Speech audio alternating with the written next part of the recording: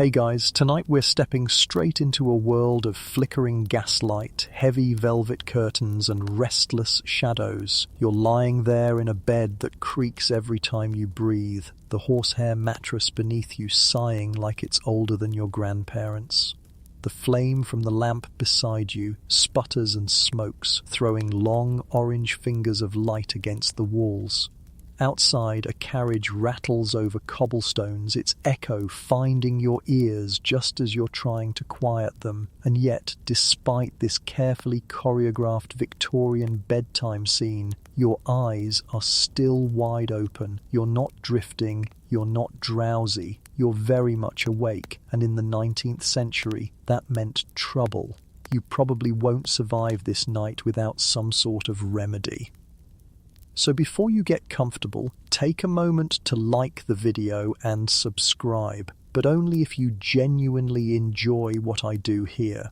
And, as always, tell me where in the world you're watching from and what time it is right now. I love seeing who else is awake with us across all these time zones. Now, dim the lights, maybe turn on a fan for that soft background hum, and let's ease into tonight's journey together. You adjust your pillow, straw-filled and lumpy, unless you're wealthy enough for goose down, and stare up at the ceiling beams. The Victorians were deeply worried about sleeplessness. They saw it as not just inconvenient, but also as a moral failing. If you were lying awake, it meant you had anxieties gnawing at your conscience, or perhaps your constitution was weak, or maybe even that you had sinned. Yes, sleeplessness itself could be viewed as evidence of sin. Imagine that. Not only are you awake at 2 a.m., but now your own grandmother would scold you for spiritual weakness on top of it. Doctors at the time began writing long, earnest treatises about the problem of insomnia. They described wakeful vigils as both dangerous and humiliating. There's one medical text from 1865 that warns of the grave exhaustion awaiting anyone who lets their nights stretch into wakefulness. The fear was that your brain, constantly running without pause, would essentially cook itself in the dark hours. Historians still argue whether Victorian medicine genuinely understood sleeplessness as a mental health concern, or whether they just folded it into their general stew of anxieties about morality and social order. You can picture yourself sitting upright in bed, the quilt pulled to your chest, candle flame making your eyes gleam like a guilty cat's. A half-finished embroidery lies forgotten on the chair, and the wallpaper, busy with floral patterns, seems to swim when you stare too long. Outside, the clop of a policeman's boots on his nightly patrol reaches your window, reassuring but also faintly menacing. It's in this atmosphere that people turn to what we might call odd cures. Tonight, we'll wander through those cures one by one, strolling like half-awake guests in a gallery of peculiar bedtime experiments. Let's begin here, with that flickering bedroom and the restless hush. Imagine the sheer silence of a pre-electric night. No refrigerator hum, no traffic lights, no faint buzz from your phone. Just the hiss of the lamp and maybe the scratching of a mouse behind the skirting board. In that stillness, every heartbeat becomes thunder. Many Victorians swore that the absence of noise made their thoughts roar louder. To combat this, some households kept small water fountains indoors, tiny trickles designed to mask the silence. You'd lie there listening to the drip, drip, drip, half convinced you were supposed to sleep, half tempted to get up and fix the leak. And while you're there, perhaps you notice that sleep is a family matter. Children are packed 3 to a bed, grandparents mouse, utter prayers in the next room, and even the dog by the hearth sighs as though dreaming of scraps. Every cough, snore, and creak is amplified in these close quarters, so when one person can't sleep, really nobody can. That communal insomnia is why so many remedies became household routines. Now picture the remedies themselves. Some involved food and drink, strange little concoctions you'd brew right at your bedside. Others leaned into physical objects, charms, mattresses, compresses, and still others wandered into the realm of sheer quackery. powered more by hope than science. The Victorians were brilliant at inventing things that made them feel busy, even if those things worked about as well as you trying to count sheep while your neighbour bangs on the wall. Take, for instance, the obsession with proper air. A doctor named Andrew Combe declared that pure, fresh air is indispensable to repose. So families threw open windows even in the depths of winter, inviting in icy drafts in the hope that cold lungs would translate into sleepy brains. Did it work? Probably not. But at least it gave them something to blame. If you weren't asleep, you must have forgotten to crack the window. Historians still debate whether this obsession with air had more to do with genuine respiratory health or with the Victorian mania for controlling every aspect of the body. Of course, beds themselves played a starring role. You might imagine your mattress being shaken out by servants each morning, feathers redistributed like snow. A bed was more than just furniture. It was an active medical instrument. Sleep manuals advised exactly how firm or soft your mattress should be, what angle your pillow ought to rest at, and even the direction you should face while dozing. Facing east, some said, aligned you with the rising sun and its life-giving energy. Facing west, others warned, would invite nightmares. There's no proof, but it sounds rather poetic, doesn't it? And then there was sound, or ather, its absence. For those who couldn't handle silence, soft humming or even a quietly ticking clock could be recommended. You, lying there with your thoughts running like wild horses, might suddenly find that the rhythmic tick-tock becomes a kind of lullaby. Unless, of course, you start counting ticks instead of sheep, in which case, congratulations, you've discovered the original analog Insomnia app. Imagine one last detail of this opening night. The smell. Bedrooms carried the odour of lamp oil, damp wool and human presence. To mask it, people burned herbs, stuffed lavender into pillows, or sprinkled rosewater on linens. One pamphlet claimed that a single sniff of lavender oil could calm even the most stubborn insomniac. Historians still argue whether this was based on genuine pharmacological effect or simply the placebo of fragrant familiarity. Either way, your nostrils are filled with something gentler than mouse droppings, and that has to help. So here you are, propped in bed, heavy curtains shielding you from moonlight, a faint medicinal aroma wafting toward your nose, the tick of a clock balancing your heartbeat, and perhaps a cold draft creeping across the floorboards. You're wrapped in all the comforts and confusions of a Victorian night, and still your eyelids refuse to close, which is why in the next stretch of our story you'll be reaching for a tankard of warm ale. But let's not hurry. For now, let the scene linger. You, half asleep, half anxious, a character trapped in the first act of history's strangest bedtime play.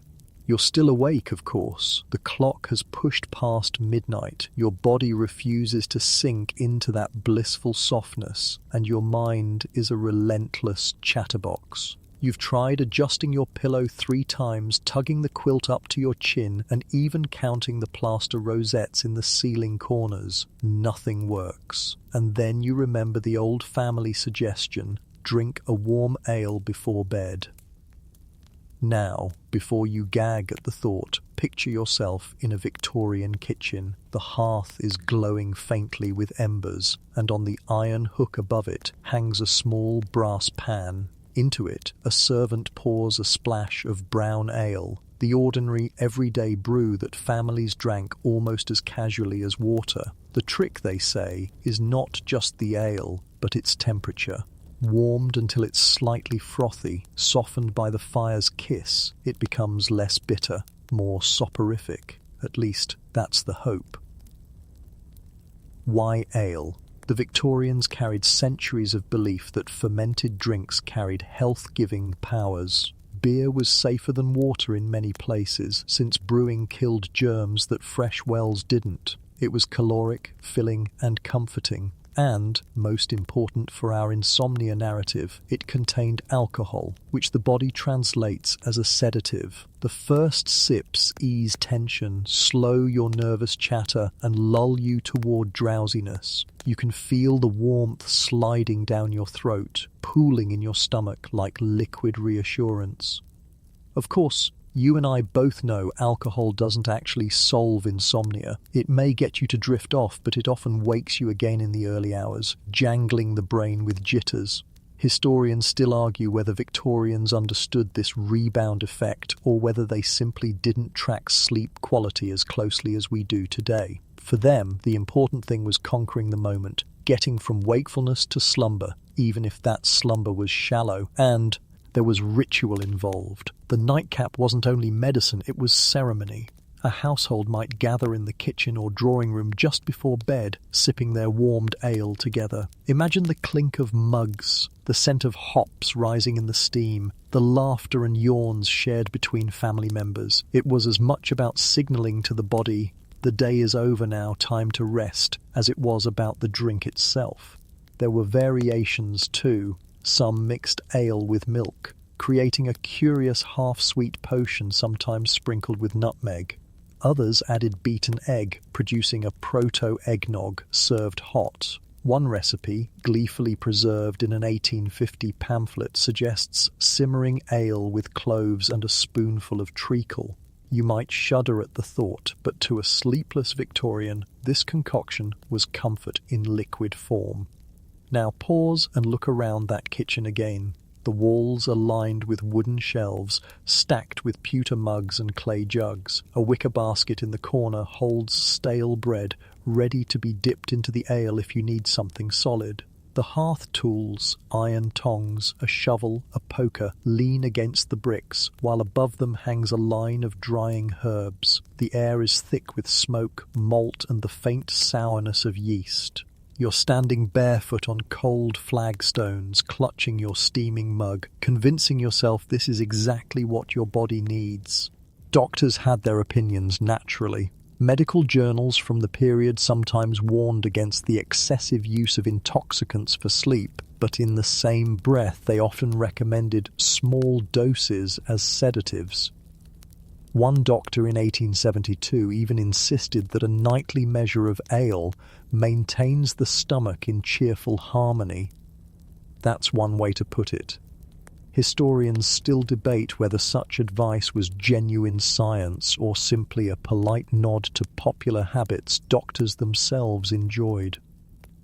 The social class angle matters here too. Working class families had easy access to ale, cheap, filling, and often homemade. Middle class households treated it with more ceremony, serving it in decorated tankards or delicate glass tumblers, warming it just so. The upper classes, meanwhile, sometimes replaced ale with fortified wines like port or sherry, convinced that their pedigree required a more refined sedative. Yet the ritual was the same: alcohol, warmed, sipped slowly, used to coax the body into surrender. You can imagine the jokes that must have accompanied these bedtime rituals. One more mug and I'll be asleep till Christmas. Or perhaps, better too drowsy than too sober at dawn. The Victorians were not humorless about their ailments. They knew sleeplessness was irritating, and they knew their cures were often more hope than science, but they clung to them anyway because in the quiet hours of the night you'll cling to anything.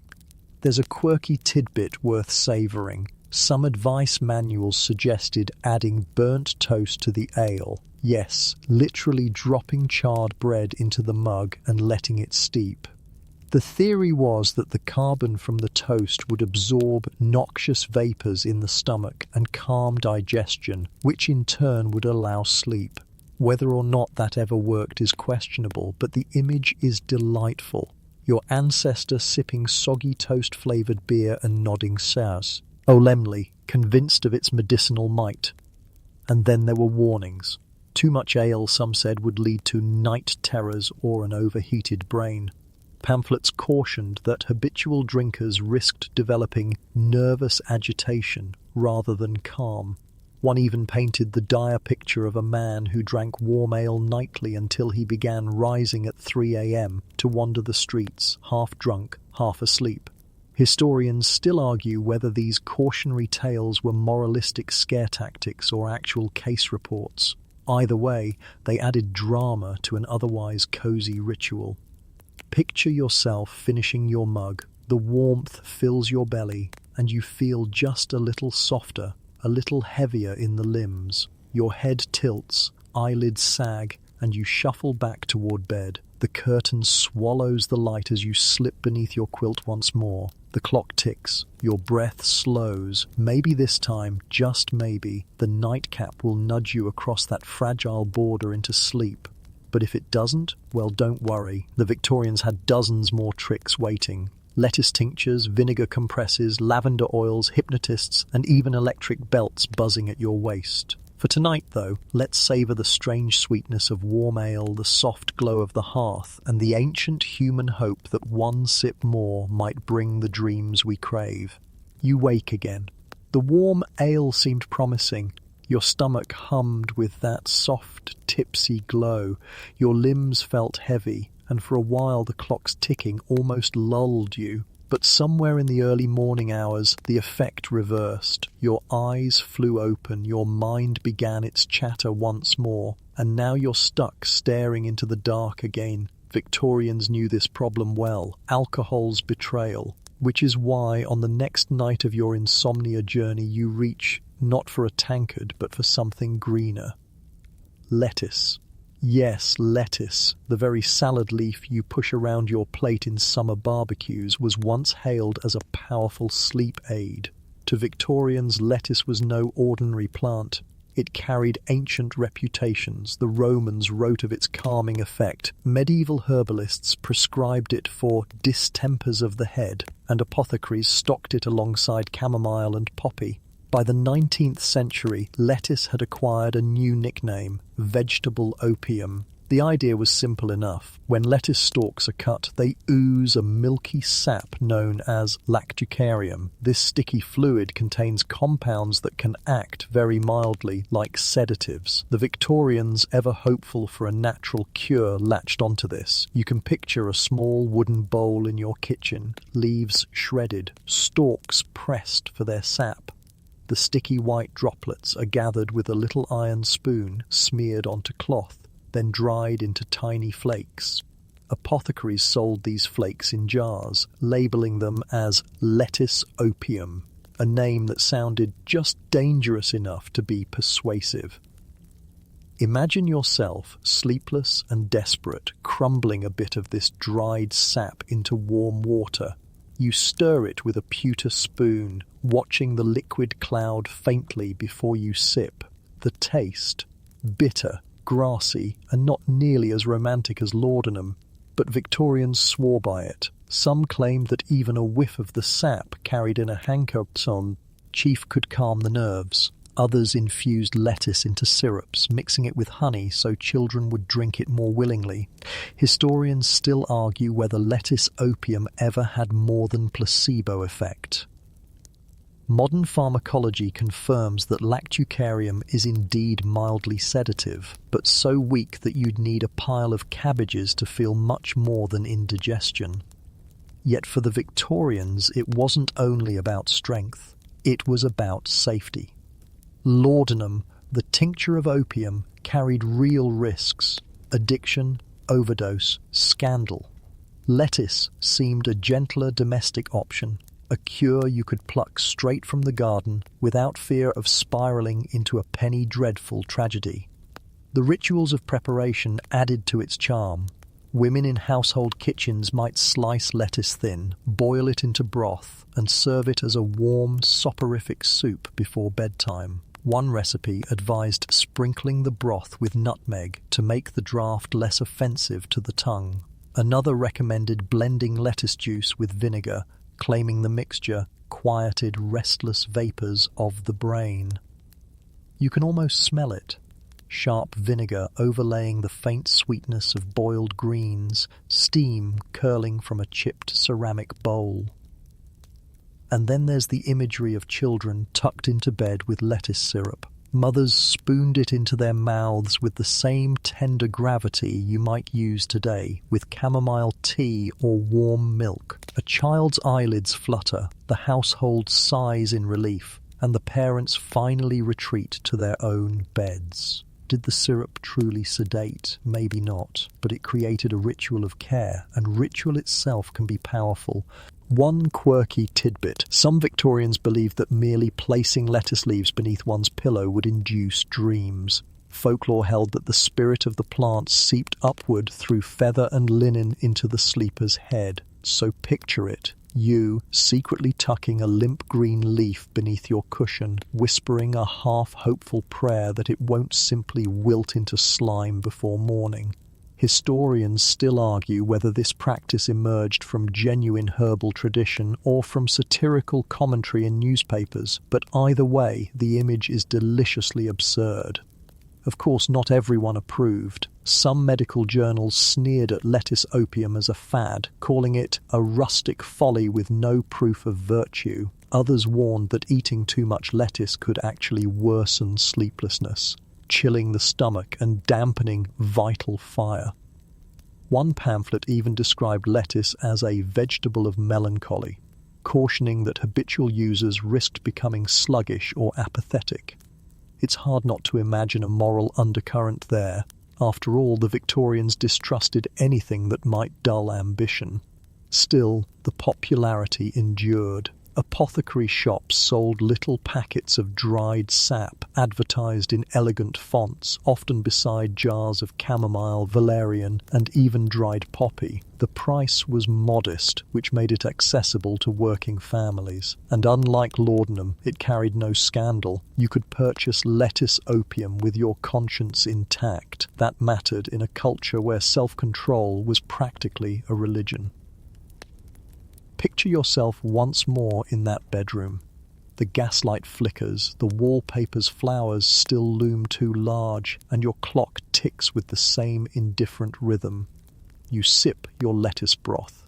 The taste is faintly bitter, but your body welcomes the warmth. You imagine the sap working its way into your blood, quieting your thoughts. You settle your head against the peaks.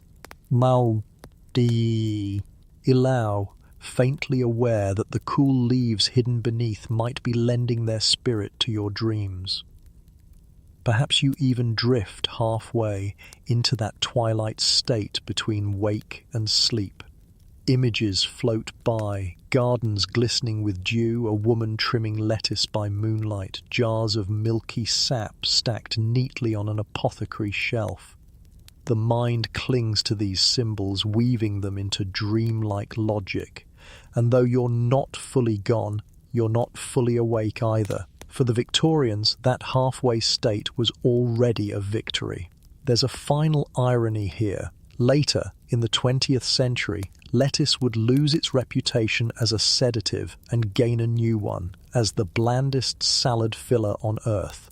Yet tucked away in the dusty pages of Victorian cookbooks and pharmacy guides is this whimsical memory of lettuce as sleep's gentle friend. Perhaps, in some way, that memory lingers each time you lazily fork through your salad bowl, half imagining yourself sliding into a nap afterward. For now, though, you lie still, a faintly bitter taste on your tongue, a leaf under your pillow, and the hope, always the hope, that tonight, at last, sleep might visit. The lettuce hasn't saved you. The broth was warm, the ritual soothing, the leaf under your pillow more amusing than effective, but still the night stretches on. So you shuffle from bed and reach for the next curious Victorian cure. Vinegar compresses. Yes, dabbing your forehead with a cloth soaked in vinegar, as if sourness itself could sour your sleeplessness into submission. Picture the moment. A small earthenware jug sits on the bedside table, corked but faintly pungent. You uncork it and the sharp tang of vinegar rushes out, stinging your nostrils, catching at the back of your throat. A handkerchief, linen and slightly frayed, is dipped into the liquid, then folded and laid across your brow. Immediately the coolness spreads, mingled with that prickly acidity. Your eyes water, your skin tingles, and your mind, if nothing else, stops rehearsing tomorrow's worries long enough to say, "What on earth is this?" To Victorians, vinegar was more than kitchen staple. It was medicine, cleanser, and moral purifier. It disinfected wounds, scrubbed stains, and, so they believed, purged bad humours. In a world still straddling medieval notions of bodily balance, vinegar carried symbolic weight. It cut through corruption. If your sleeplessness was caused by stagnant vapours of the head, a vinegar compress promised to slice them away like a surgeon's knife. Imagine a physician advising you, "Place vinegar upon the temples, and sleep shall come." Doctors of the time often praised vinegar for its bracing qualities, as though it could shock the body into balance. Historians still argue whether these recommendations came from genuine observation. Perhaps vinegar's cooling sensation did distract the brain, or whether it was simply another case of moral metaphor seeping into medicine. After all, vinegar is sour, sharp, disciplined.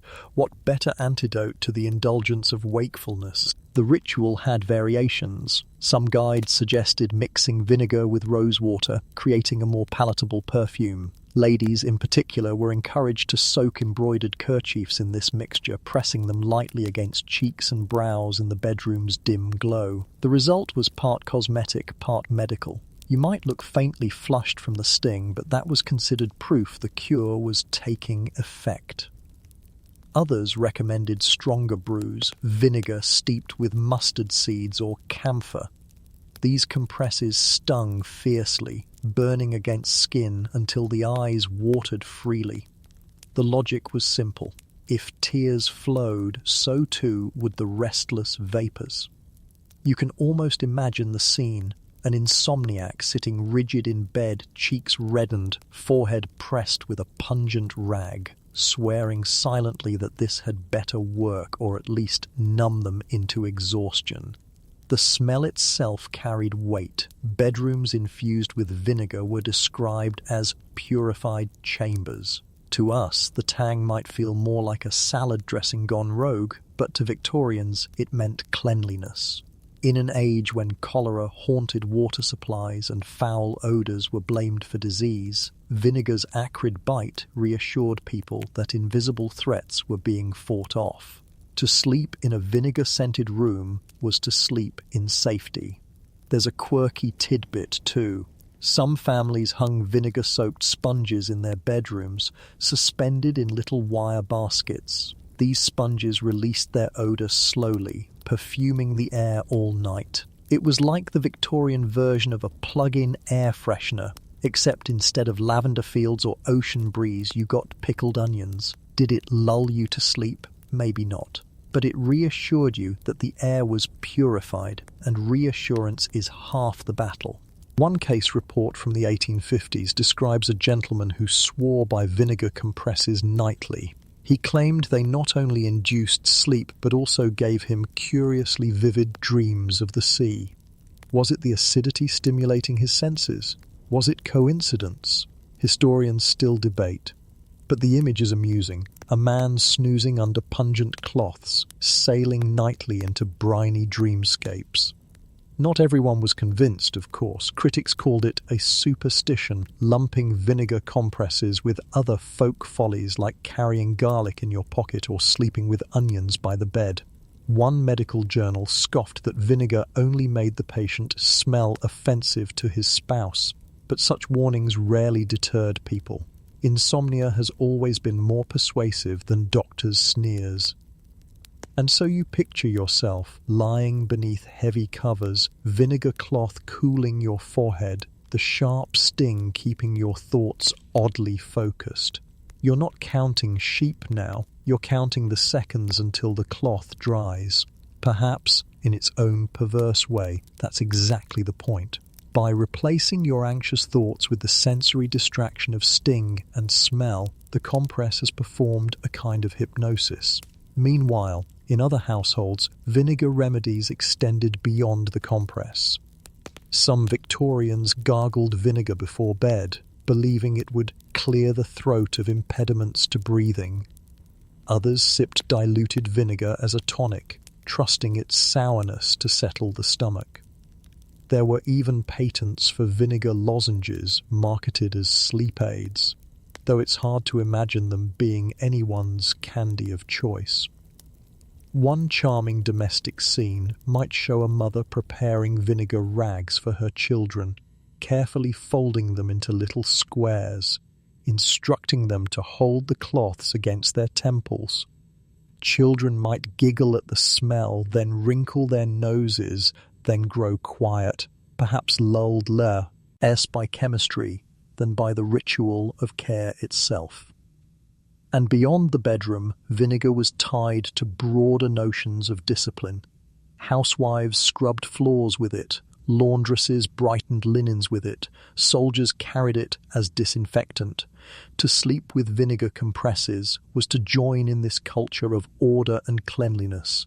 You weren't just fighting insomnia, you were reaffirming your place in a household that prized control over chaos. By now, the cloth on your brow has dried. The smell lingers in your nostrils, sharp but oddly comforting. You peel the linen away, place it beside you, and close your eyes. Will you drift off? Perhaps, or perhaps you'll wake again at dawn, grumbling that vinegar is better on chips than on temples. Either way, you've joined a long parade of dreamers who believed that a splash of sourness could sweeten the night. And if this cure fails, as many did, don't despair. The Victorians still have feather beds, sniffing salts, lavender-laced laudanum, seaside breezes, and even electrical gadgets waiting in the wings. For tonight, though, you rest with the faint sting on your skin, the sour perfume in your sheets, and the knowledge that history is full of people just like you, sleepless, hopeful, and willing to try anything once. The vinegar cloth has been folded and set aside. The sting on your forehead has faded, though the smell lingers stubbornly in the air. You lie back once more, shifting restlessly, and suddenly notice what might be the real culprit all along. Your bed. The Victorians, like nearly every culture before them, knew that a bed could either cradle you into slumber or betray you into a night of tossing and turning, and nowhere did this obsession grow stronger than in their fixation with the feather bed. Imagine sliding beneath a heavy quilt onto a mattress stuffed thick with goose down. The feeling is luxurious at first, soft, buoyant, almost cloud-like. But give it an hour and your body begins to sink, little valleys forming around your hips and shoulders, the feathers clumping together. By dawn, you might feel less as though you slept on a cloud and more as though you fought with one. Yet Victorians adored these beds, so much so that manuals, diaries, and even etiquette books spilled ink on the proper care and use of feather mattresses. It begins with the stuffing itself. Goose feathers were prized above all, supposedly lighter, softer, and warmer than duck or chicken. Whole flocks were raised with the explicit purpose of donating their plumage to beds.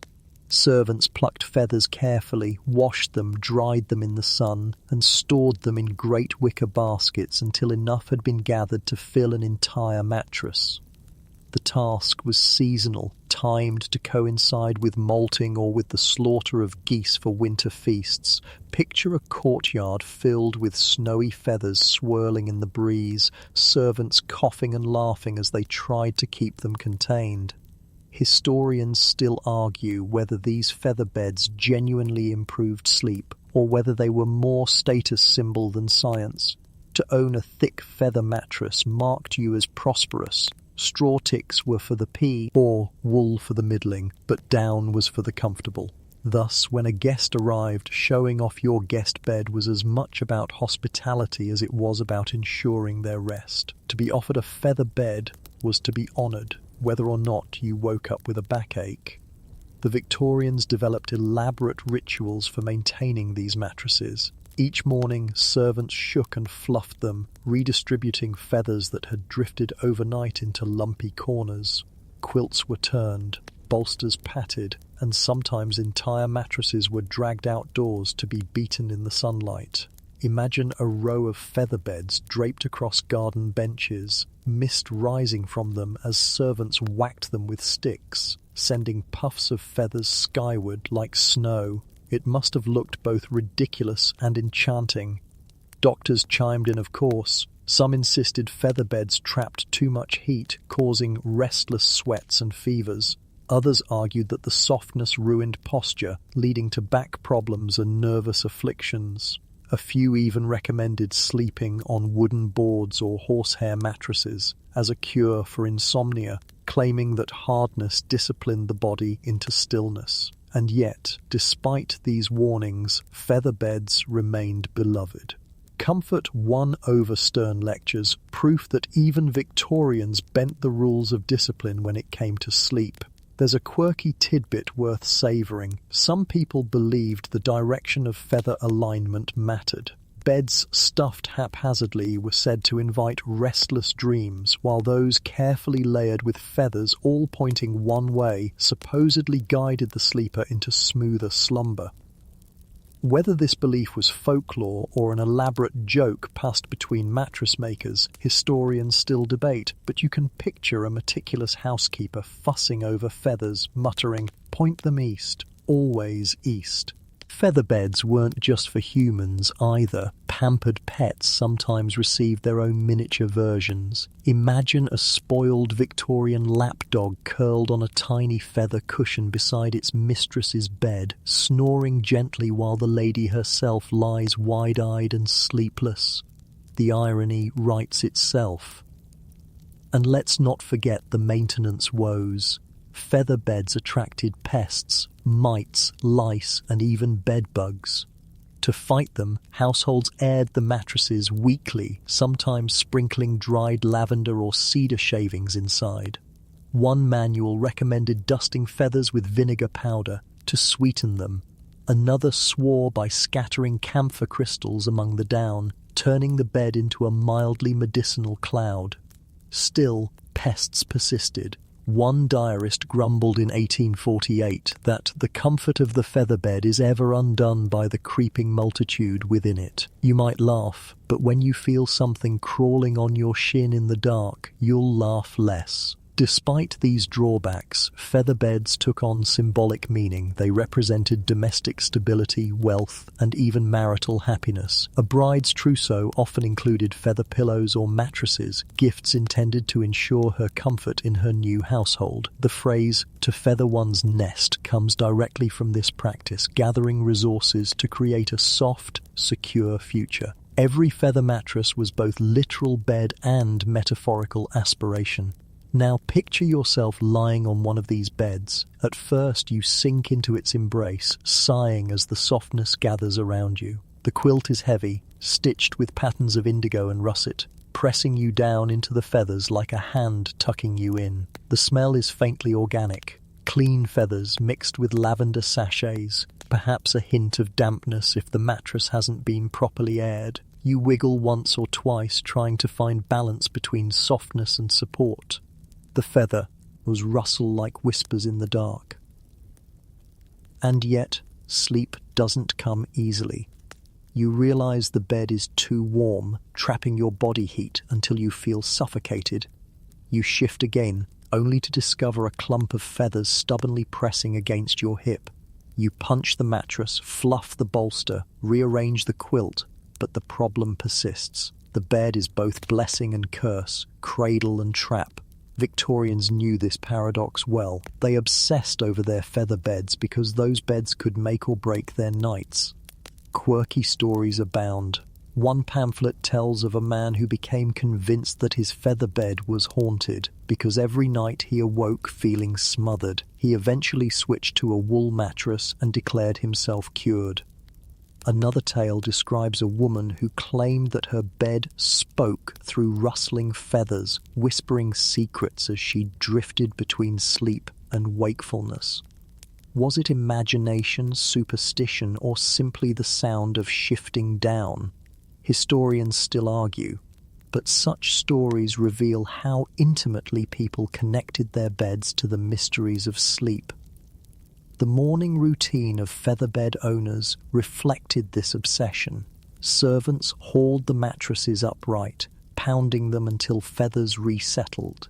Housewives inspected seams for leaks, sewing patches where stray down poked through. Children sometimes joined the fun, leaping onto the beds during fluffing sessions, feathers exploding like snowstorms as mothers shouted in exasperation.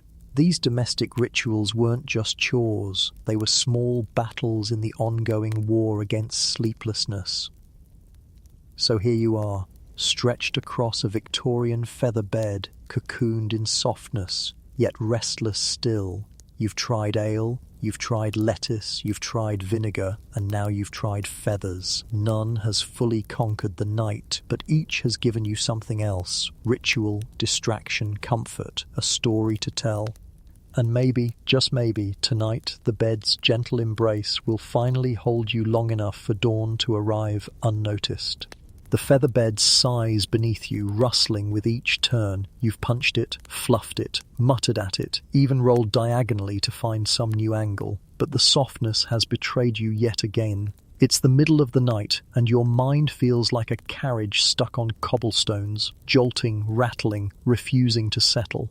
At this point, many Victorians reached for a remedy that seems, at first, completely backwards: smelling salts. Now, when you hear smelling salts, you probably picture Victorian ladies in corsets swooning, a gentleman waving a vial beneath their nose to revive them. And yes, that was the most common use: ammonia-based salts to jolt someone awake from faintness. But in a twist of irony, some Victorians insisted these same pungent vials could also calm the nerves and even coax insomnia into retreat. The idea was that sharp smells might shock your restless mind into resetting itself, like slapping an old clock until it ticks correctly again. Picture the scene. You sit up in bed, hair tousled, quilt pooled at your waist. On the nightstand beside the guttering lamp sits a little glass vial sealed with a cork. You pull the cork, and instantly a fierce, acrid odour leaps out, something between bleach and overripe onions. Your eyes water, your throat tightens, but you lean in anyway, inhaling carefully. The sting spreads through your sinuses, forcing your brain to abandon its parade of worries and focus only on this sensation. It is unpleasant, yes, but also oddly grounding. Historians still argue whether Victorians truly used smelling salts for insomnia or whether this was more of a fringe folk remedy.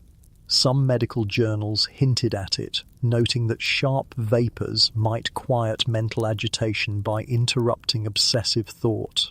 Others dismissed it as quackery, claiming that no rational person could possibly fall asleep after inhaling ammonia. And yet testimonies persisted, sleepless individuals who swore that a brief sniff left them strangely calm, as though their nervous system had been startled into silence. It's not entirely illogical.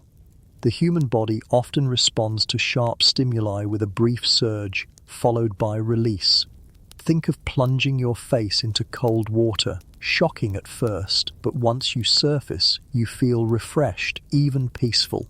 Smelling salts may have acted the same way, resetting the brain's rhythms by first overwhelming them. Of course, whether this piece translated into actual restful sleep is debatable, but when you're desperate at 3 a.m, you'll try anything, even inhaling something that smells like a chemistry set gone wrong. The ritual itself could be oddly soothing. Some households kept ornate little silver containers for their salts, engraved with floral motifs as though to disguise the brutality of the contents. A lady in a teal dressing gown might uncap her vial with practiced elegance, hold it delicately to her nose, wince, then recline back on her pillow with a faint smile of relief. Gentlemen sometimes carried larger bottles, pulling them out in both social and private settings, convinced of their utility. One diary entry from 1871 describes a man who inhaled salts nightly to quiet the monkey of thoughts which kept him from his pillow. You can almost picture him solemnly sniffing while his wife rolled her eyes beside him. And then there were the mixtures. Some apothecaries blended ammonia salts with lavender or rosemary, hoping to temper the harshness with more familiar fragrances. The result was a curious hybrid, a punch of sting followed by a whisper of garden calm. These blends were marketed as sleep salts or restorative vapors. Imagine opening one. The first sniff makes you flinch, but the lingering after scent feels oddly comforting, like storm clouds giving way to sunlight. Of course, not all experiences were so pleasant. One pamphlet warned that overuse of smelling salts before bed could lead to headaches or inflamed nostrils. Another suggested that people became psychologically dependent, believing they could not sleep without their nightly sniff. In that sense, salts joined the long list of Victorian crutches: laudanum, feather beds, lettuce tinctures, and now ammonia vapours, all remedies perched somewhere between ritual and necessity. There's a quirky tidbit from a household manual of the 1860s, a recommendation that, if salts were unavailable, one might substitute with strong mustard or even horseradish. Place a dab of the grated root on cloth, sniff lightly, and let the burn distract the brain from wakeful habits. You, lying awake and desperate, might raid your pantry for that leftover mustard jar, convinced that if it stings your nose enough, surely it will stun your insomnia into silence. Historians still argue whether these substitutions were genuine advice or tongue-in-cheek satire slipped into otherwise serious guides. Imagine again the nighttime tableau, gaslight flickering, wallpaper shadows dancing, you leaning over a little glass vial, inhaling with a grimace. Your eyes stream, your thoughts scatter, and in the aftermath you flop back onto your feather bed. The air around you smells faintly chemical, like vinegar collided with a thunderstorm, and yet your shoulders relax, your jaw unclenches. Perhaps the sheer absurdity of it makes you smile. That in itself is medicine. This practice also reveals something about Victorian psychology. They believed strongly in contrasts, the idea that the body could be rebalanced by applying its opposite. Too warm, seek cold. Too excitable, seek shock. Too wakeful, invite pungency. These binary logics dominated household medicine, giving people simple formulas to apply to complex problems. You, as a sufferer of insomnia, became a laboratory for opposites, and smelling salts were the sharpest example. Not everyone in the household approved, of course. Children complained about the smell, likening it to bad eggs. Servants muttered when masters insisted on keeping the vials by their bedside, worried about spills. One anecdote tells of a maid accidentally shattering a bottle on the hearth, filling the room with such a stench that the entire family slept in the garden that night instead. Sleep may not have been achieved, but fresh air certainly was. Still, the practice endured, tucked away in the larger Victorian arsenal of bedtime tricks. You imagine yourself now, dabbing at your damp eyes, setting the vial carefully aside. The silence returns. The clock ticks steadily, but your thoughts feel less like galloping horses and more like sheep strolling lazily across a meadow. You may not be asleep yet, but you are closer than you were an hour ago. So you curl back under the quilt, pillow indented just so, and breathe through the fading tang in the air. Tomorrow perhaps you'll try lavender and laudanum, but tonight your faith rests in the strange logic of the Victorians. Sometimes the sharpest sting leads to the softest dreams.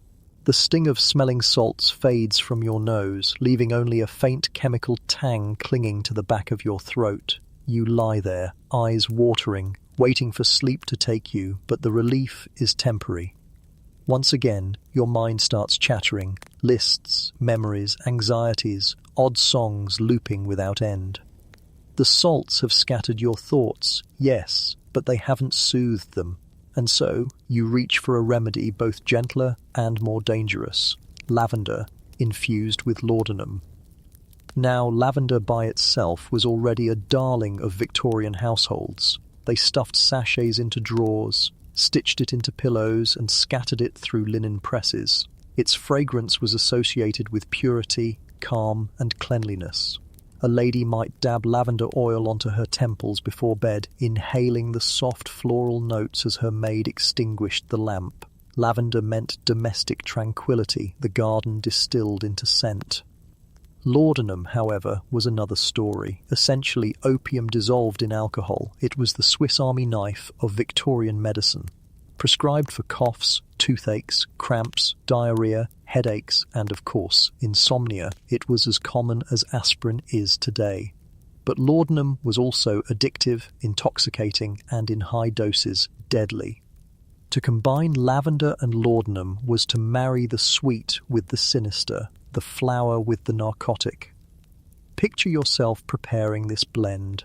On your bedside table sits a small blue glass bottle labelled tincture of opium. Next to it, a tiny vial of lavender oil. You pour a few drops of the opium tincture into warm water or sugared wine, then add a dab of lavender essence. The smell is floral, comforting. The taste, bitter but masked. You sip carefully, feeling warmth spread down your throat, then recline against pillows as the concoction begins to work its quiet spell. Victorians swore by this pairing. Lavender soothed the senses, while lauder silenced the mind. Together, they promised a night of deep, dreamless sleep. Some mothers even gave diluted versions to children, convinced that a spoonful would settle their nerves. You shudder at the thought, but in an age before paediatricians and sleep consultants, desperate parents reached for whatever stopped the crying. Historians still argue whether Victorians recognised laudanum's dangers or whether they downplayed them out of necessity. Diaries suggest many households knew it was risky. People spoke of becoming too fond of the drops or of suffering morning stupors. Yet the temptation remained. To a sleepless sufferer, one drop too many was a risk worth taking if it promised oblivion. The lure of sleep, after all, is sometimes stronger than the fear of consequence. The cultural imagery of lavender and laudanum went beyond the bedroom. Parlors became places of quiet intoxication, where a genteel hostess might offer guests a lavender cordial laced lightly with opium. Imagine sitting in a room hung with heavy drapes, a pianoforte humming softly, while the air itself feels perfumed and drowsy. Conversations grow languid, laughter stretches slower, eyelids droop. Whether you blame the scent of flowers or the hidden opiates, the result is the same, a collective sinking into haze. Of course, not everyone approved. Moral reformers railed against laudanum, calling it a thief of willpower and a corrupter of the home. Satirical papers joked about ladies of the Lavender Laudanum Club, painting caricatures of women swooning not from faintness but from indulgence. Yet the sales never slowed. Apothecaries stocked their shelves with little bottles, and doctors wrote prescriptions freely. Lavender disguised the vice, making the dose feel more like perfume than poison. One quirky tidbit: recipes circulated for sleeping pillows stuffed with dried lavender and poppy petals, sometimes sprinkled lightly with laudanum before being sewn shut. The idea was that the sleeper would inhale just enough to drift off without needing to drink. You, lying awake and curious, might press your face into such a pillow, inhaling the mingled fragrance of flowers and faint chemical bitterness. Whether you wake rested or groggy depends entirely on how generous the apothecary's hand was. The symbolism is striking too. Lavender represented the domestic ideal, pure, orderly, floral, moral. Laudanum, by contrast, was the shadow beneath the parlour carpet, addictive, illicit, whispered about in cautionary tales. To combine them was to create a microcosm of Victorian life itself, respectability laced with quiet vice. Your little blue glass bottle sits innocently beside the Bible on the nightstand, and no one dares comment on the contradiction. You sip again, feeling the warmth deepen, your thoughts slowing at last. The lavender's sweetness seems to soften the laudanum's bite, like a lullaby sung through perfume. Outside, a carriage rattles by, its wheels echoing faintly in the street. Inside, the lamp guttering low, the blend pulls you down, down into softness. For a moment you feel almost grateful. At last, sleep is coming. And yet, as many Victorians discovered, this cure was double-edged. Laudanum's dreams were not always peaceful. Some reported vivid hallucinations, landscapes shifting in strange colours, or the sensation of falling endlessly. Others woke heavy-headed, their tongues thick, their mornings clouded. Historians still argue whether laudanum truly rested its users or whether it merely stunned them into unconsciousness. But in the moment, few cared. The blessing of forgetting wakefulness was enough. Picture again the room where this ritual unfolds. A silver tray holds the bottles, their corks neatly lined. A porcelain teacup, steam rising faintly, rests beside a small vase of fresh lavender sprigs. The wallpaper glows in amber lamplight, patterns swimming as your eyes grow heavy. You set the cup aside, fold the quilt higher, and feel the mix working through your veins. Your breathing slows, your jaw unclenches, sleep feels close enough to touch. Perhaps you doze, slipping into that strange, opium-tinged half-world where gardens shimmer unnaturally bright, voices echo like music, and lavender fields stretch endlessly. Or perhaps you lie still, staring at the ceiling, feeling the tug but not quite surrendering. Either way, you have become one of countless Victorians lulled by this blend, hovering at the line between cure and curse. And tomorrow you may wake with a heavy head, promising yourself never again. Or you may reach for the bottle once more, convinced that one drop fewer will give you only the good and none of the bad. The cycle continues, as it did for so many households across the century. For now, though, let the lavender and laudanum mingle in your senses, the sweet and the bitter entwined, and allow yourself to imagine that, at last, the long night is giving way to rest. The lavender and laudanum finally drag you into drowsiness, but by dawn you feel foggy, your tongue thick, your limbs heavy as if weighted with lead. The cure has worked in one sense. You slept, but at a cost. You rise, dress, and trudge into the morning streets of Victorian life, joining the rest of the household on its way to the Sunday ritual that defines the week, church. And here in those long wooden pews, another peculiar relationship with sleep awaits you. Imagine the church interior. Stone walls echo faintly, tall stained glass windows filter coloured light, and incense lingers like a haze. The pews stretch in orderly rows, polished by countless hands and hems. You sit among family, your best indigo or russet clothes pressed into duty, bonnet perched or top hat in hand. Around you children fidget, old men cough, and the vicar clears his throat to begin the sermon. Now, Victorian sermons were not known for brevity. They could stretch well over an hour, sometimes two, weaving moral lectures with biblical exposition, anecdotes, and long-winded flourishes. The air grows warm, the droning rhythm of the preacher's voice steady and hypnotic. For many, this setting became less a classroom for the soul and more a cradle for the body. Parishioners, especially those who had struggled with insomnia during the week, often found themselves nodding off mid-sermon, slipping into little pockets of rest right there in the house of God.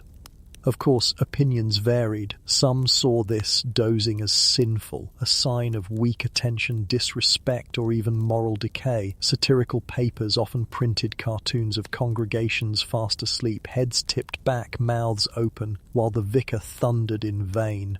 One popular joke described a preacher who threatened to bang the pulpit every time he caught someone nodding, only to find half the church jerking awake in unison like puppets on a string. Yet others considered these naps therapeutic. After all, church was one of the few places where people sat still in a quiet, warm environment. For working-class labourers used to long hours of physical toil, the pew offered rare repose.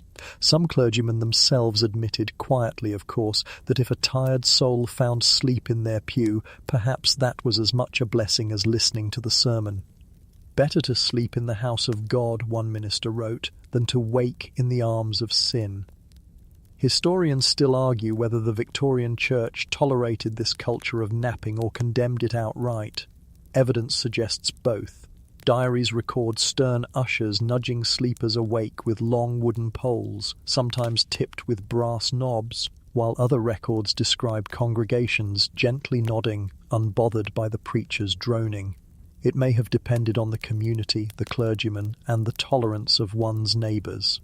Picture yourself in such a pew. The wood beneath you is hard, polished smooth, creaking faintly when you shift. You fold your hands, attempt to focus on the sermon, but the rhythm pulls you down. Your eyelids flutter, your chin dips, and soon you are half dozing. Around you, others do the same. An old farmer snores softly, a young mother leans against her husband's shoulder, children curl into laps. The preacher's words blur into a low hum, not unlike the white noise machines of today. There's a quirky tidbit worth savouring. Some parishes actually installed wake-up boys, youth tasked with patrolling the aisles and rousing sleepers. Armed with sticks tipped in feathers on one end and knobs on the other, they would tickle women beneath the chin or tap men sharply on the shoulder. You can imagine the indignity of being startled awake, only to realise the entire pew has seen you nod off. Yet even this didn't end the practice. It merely turned it into another theme of Sunday life. The medical world noticed too. A few physicians remarked that church naps seemed to restore the nervous system, acting as a kind of weekly sedative for those too wound up to rest at home. One doctor in the 1850s argued that gentle slumber in sacred halls might even reduce cases of hysteria and nervous exhaustion. Whether he believed this sincerely or simply enjoyed dozing through sermons himself, historians still debate.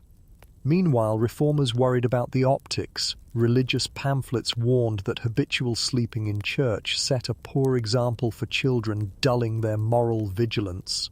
One tract thundered that the devil never sleeps, and so neither should you in God's hour. But even here the underlying acknowledgement was clear. People were sleeping, and it was common enough to be scolded. The humour of it all is irresistible. Imagine pews full of worshippers leaning like dominoes, one nod triggering the next. Imagine a preacher so used to it that he delivers his sermon in sing-song monotone, knowing half his audience is drifting away. And imagine yourself, guilt prickling faintly, but eyelids too heavy to care. Sleep is stronger than shame. There's another layer too, the architecture itself. High ceilings, warm sunlight through stained glass, muffled acoustics, all these worked together to lull the senses. Some even argued that churches were deliberately designed to calm the body, to induce reverence through stillness. If that stillness tipped into drowsiness, well, perhaps it was simply part of the design. You, reclining against polished wood, might whisper a prayer that no usher's pole jabs you awake before you get your 10 minutes peace.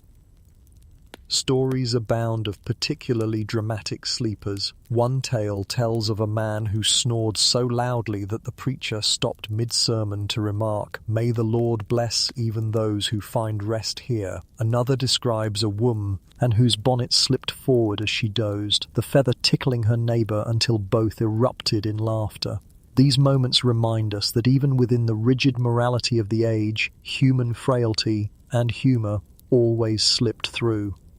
And what of you? Perhaps you awake with a start, sermon half over, embarrassed but secretly grateful for the stolen nap. You glance around and realize half the pews look similarly refreshed. Sleep, sinful or not, has crept into the congregation like incense curling through the rafters. In the end, the culture of church naps reflects a truth Victorians knew well. Sleep comes when it will, regardless of propriety. You can sip ale, sniff salts, dab vinegar, or fluff feathers. But sometimes the surest cure is simply sitting still in a warm room, lulled by a droning voice and the hush of company. Therapeutic or sinful, it was real, and countless weary souls leaned into it every week. And so, as you leave the pew, bonnet straightened, hat dusted, you walk back into the daylight with a curious blend of guilt and relief. You may not have caught every word of the sermon, but you caught a few precious minutes of sleep, and perhaps that was sermon enough.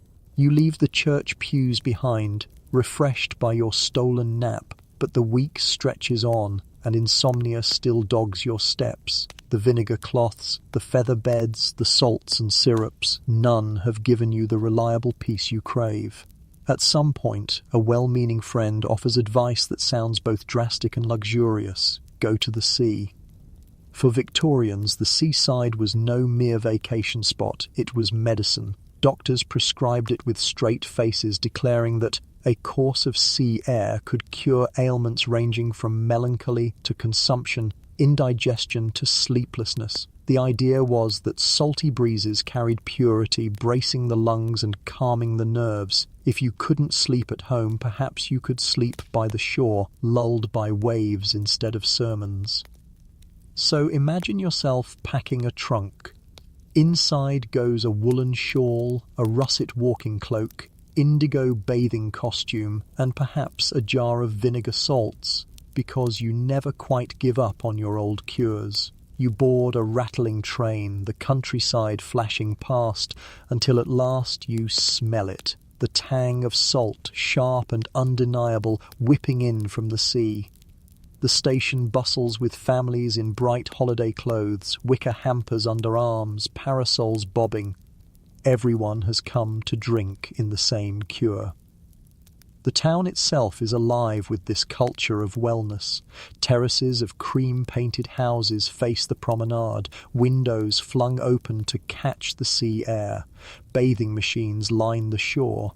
Little wooden huts on wheels dragged into the water so modest Victorians can plunge without indecency. Children shriek as they splash in shallows. Nurses chase toddlers with buckets, and elderly couples stroll arm in arm. Above all, the sea breathes steadily, waves crashing, receding, crashing again. You find a boarding house, modest but clean. The landlady promises fresh sheets, a feather bed, and, most important, a room facing. The water. That night you lie with the window open, cool air sweeping across your face, carrying with it the scent of brine and kelp. The sound of waves is rhythmic, steady as a heartbeat. You feel your own breath sinking with it, in and out, in and out. For the first time in weeks, you almost believe you'll drift. Historians still argue whether the sea air cure had real physiological effects, or whether it was mostly placebo wrapped in holiday spirit. Modern medicine acknowledges that sea air often carries higher humidity and fewer industrial pollutants, especially compared to smoky London, so perhaps there was genuine benefit.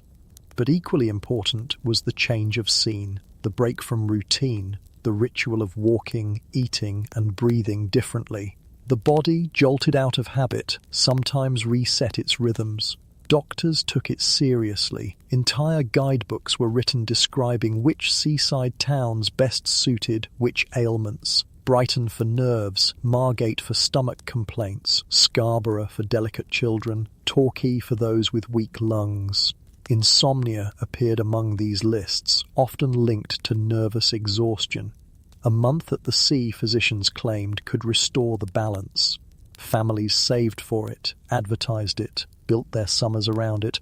The seaside cure wasn't just about air, though. It was about water. Bathing in the sea was prescribed as a tonic, especially first thing in the morning. Imagine stumbling from your bed at dawn, still groggy from a poor night, only to be ushered into a bathing machine. A pair of sturdy women attendants, known as dippers, help you down the steps into the icy surf. The shock is immediate, stealing your breath, but when you surface, gasping, you feel strangely alive. The theory was that this invigoration translated later into deeper sleep. Exhaustion plus relaxation, a double recipe. Of course, the rituals had their quirks. Some guides insisted that after bathing, one must walk briskly along the shore, then drink a glass of seawater for full effect. Yes, seawater, scooped into tumblers, filtered if you were lucky, swallowed as medicine. You gag at the thought, but Victorians believed the salts inside would cleanse the body and settle nocturnal agitations.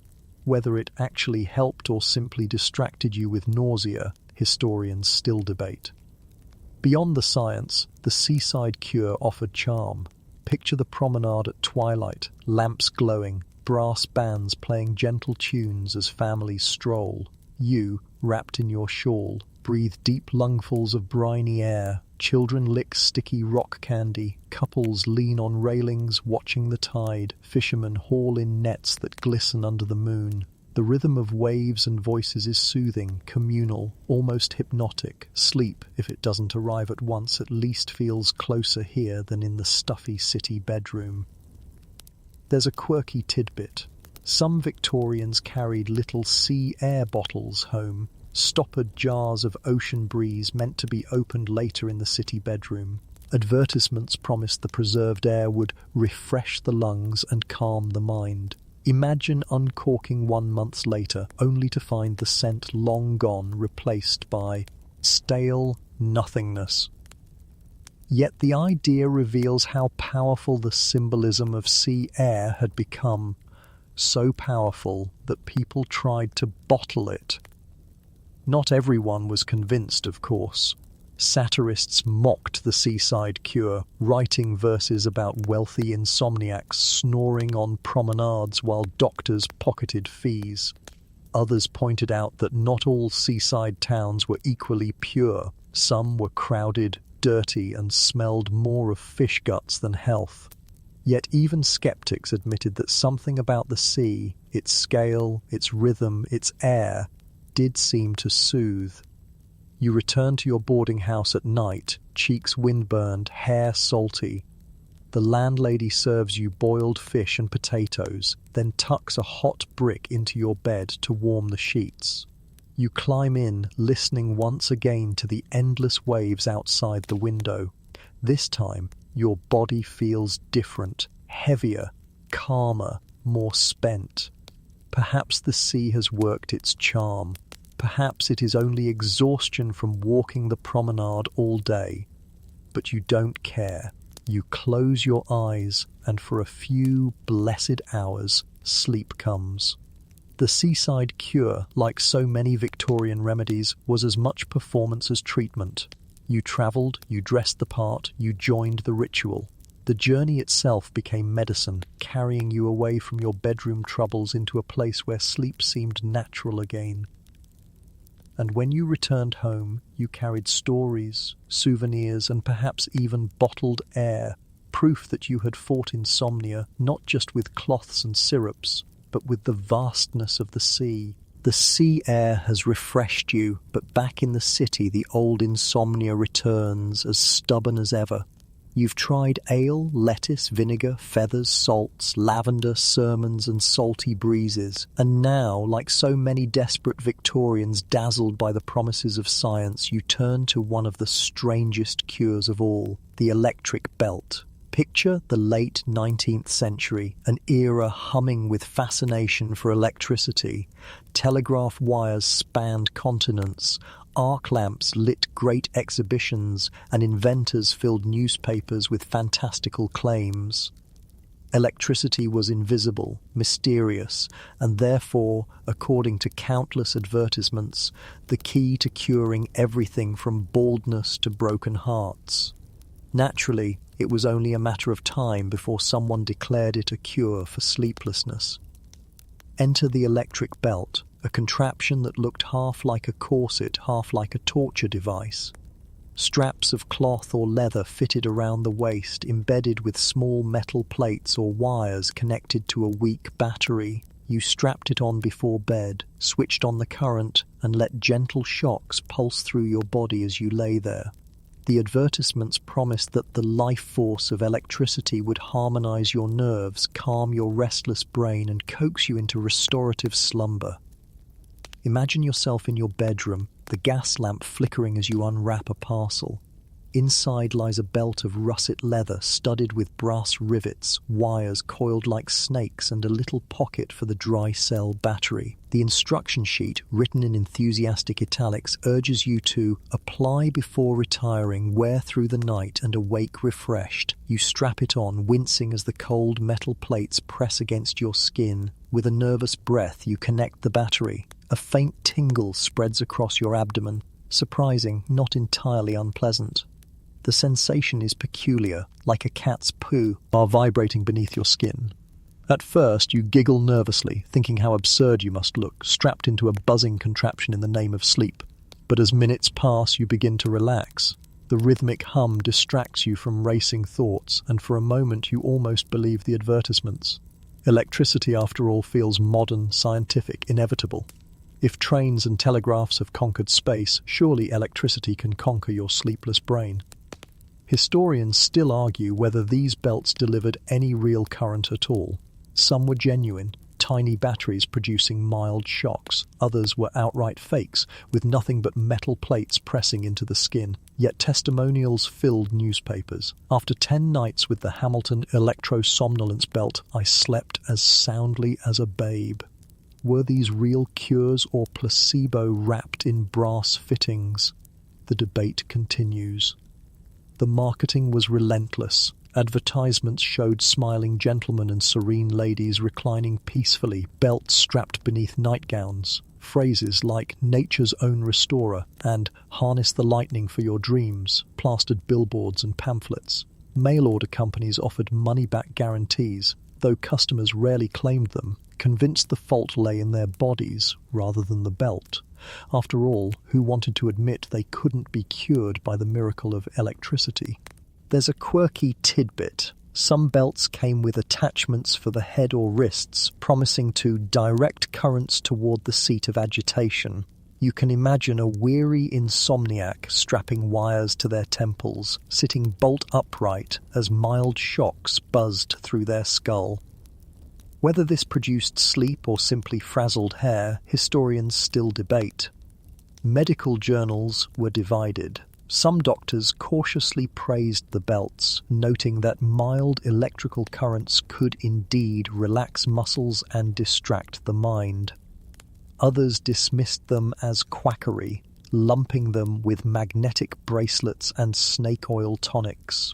Satirical papers loved them, publishing cartoons of sleepers glowing like light bulbs, or couples in bed sparking like static balloons. Yet behind the laughter lay a real truth. Electricity symbolized progress, and people longed to believe progress could solve even the oldest human problem: insomnia. Picture a boarding house bedroom where several lodgers have purchased belts. Each lies in their narrow bed, straps buckled tight, wires humming faintly in the dark. The air smells of leather and ozone. Some groan, some chuckle, some genuinely drift off. It feels almost like a ritual cult of modernity, worshippers of the invisible force coursing through their bodies. And beyond sleep, these belts promised much more. Advertisements claimed they cured nervous exhaustion, melancholia, torpor of the organs, and even weakness of manhood. You can read between those lines. In truth, insomnia was only one of many hooks used to sell them, but for the sleepless, that hook was enough. Imagine the disappointment when morning came. Some woke refreshed, swearing by the cure. Others woke groggy, skin reddened where the plates pressed too hard, belts tangled in sheets. A few woke no better than before, but clung to hope that another night would do the trick. In this way, the electorate Seabelt mirrored all Victorian cures, a mix of ritual, faith, and faint physical effect. Quirky stories survive. One tale describes a man who wore his belt diligently for weeks, only to discover the battery had been dead the whole time. Convinced of its power, he had slept better anyway, proof of the placebo effect before the term existed. Another tells of a woman who insisted her dreams became brighter and sharper while wearing the belt, as if the electricity illuminated her subconscious. Whether poetic exaggeration or genuine perception, it reflects the aura of wonder surrounding these gadgets. And so you recline in your bed, belt humming softly, imagining currents of lightning aligning your thoughts like compass needles. Your eyelids grow heavy, not entirely from the shocks, but from the comforting idea that you are harnessing the future itself. For a while, sleep seems less like a battle and more like surrendering to science. The belt, of course, won't solve everything. You may wake sore, you may wake tired, you may wake no different at all. But tonight, wrapped in leather and brass, you embody the Victorian dream, that somewhere between vinegar rags and seaside breezes, technology will finally deliver the rest you crave. The electric belt has hummed itself into silence, its brass plates leaving faint red marks on your skin.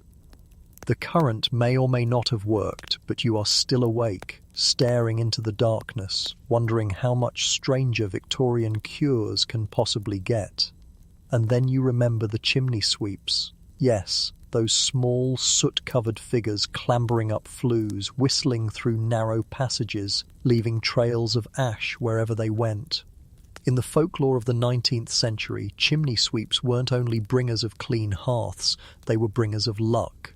And in the world of Insomnia, luck was something you desperately needed. Imagine the sweep himself, a boy, perhaps no more than 12, face blackened with soot, russet cap perched on tangled hair. He carries a bundle of brushes strapped with leather, bristles worn and blackened. When he emerges from the chimney, coughing and grinning, he is treated not only as a worker, but as a charm. Housewives sometimes rushed to touch his arm, convinced that soot carried blessings. Brides were said to secure happy marriages if kissed by a sweep, and for the sleepless, a sprinkle of soot by the bedside was believed to coax dreams. It sounds absurd, but soot had symbolic weight. To Victorians, soot was everywhere, on their clothes, in their lungs, settling in every crevice of city life. It represented industry, hearth, warmth, and home. So, in an odd twist, it also represented protection. Sprinkling soot under the bed or across a pillow was said to keep away night terrors. You can picture yourself desperate after another night awake, tipping a little brass scoop of soot onto linen sheets, convincing yourself the black dust will anchor your dreams. Historians still argue whether these practices were genuine traditions or exaggerated by satirical accounts. Some records suggest working-class families truly kept sweep soot in jas for luck. Others insist these were jokes told at the expense of superstitious neighbours. Either way, the image is vivid, a jar of fine black powder, corked and tucked beside lavender sachets in the bedroom cupboard. And soot wasn't only sprinkled. Some guides recommended drawing tiny symbols with soot on the skin, circles on the forehead, lines on the palm, to ward off restlessness. Children were sometimes marked this way before bed, their parents muttering prayers as they dabbed soot across brows. It was messy, smelly, and no doubt left black stains on pillows, but the ritual itself gave comfort. There's a quirky tidbit about chimney sweeps themselves. They occasionally marketed their soot as medicine.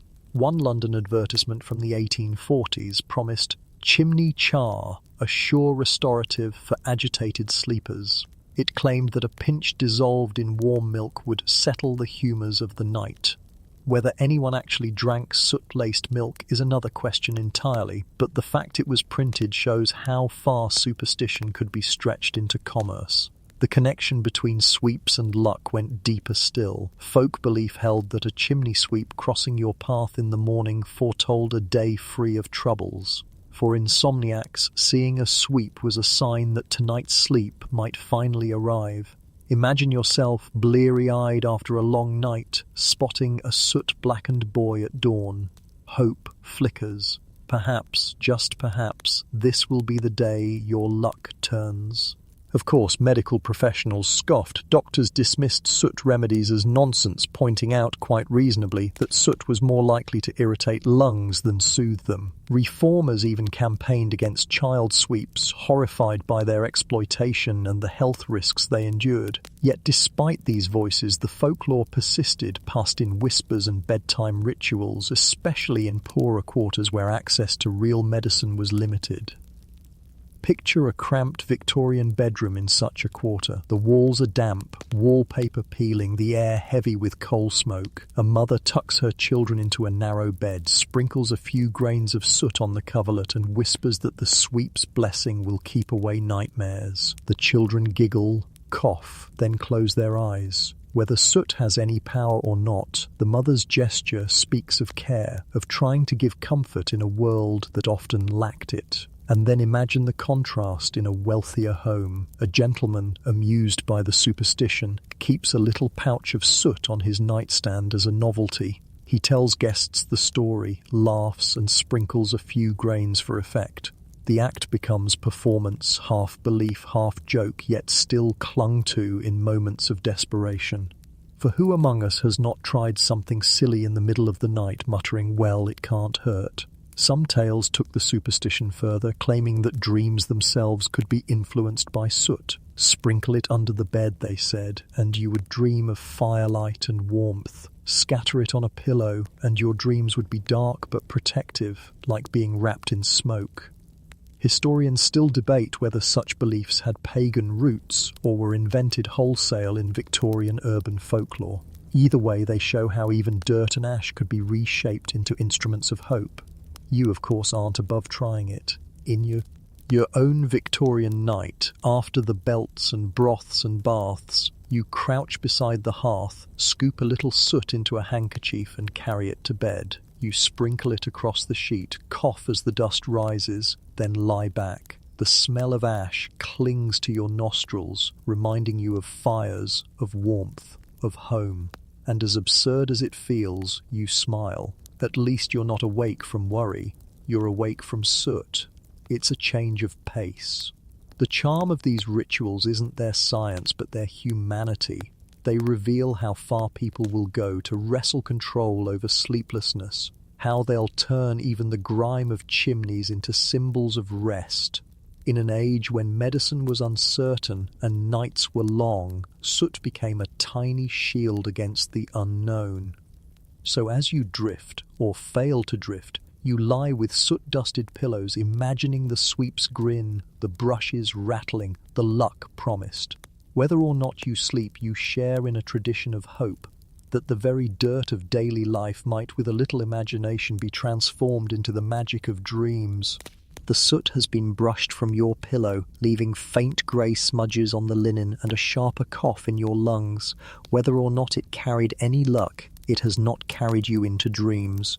So once again, you lie awake, restless, staring into the shadows. This time, however, it is not silence that torments you. It is sound, steady, relentless, unyielding. The clock. Victorian bedrooms nearly always contained a timepiece. Some sat on mantels, tall and dignified.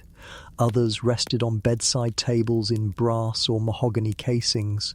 Wealthier families might boast long case clocks, their pendulums swaying like hypnotists in the hallway. Even humbler households often had at least one small alarm clock, its tick audible through thin walls. Wherever you turned, the tick-tock of time reminded you of its passage. Now, in theory, this could be soothing. The rhythm of a clock resembles the beat of a heart, steady and familiar.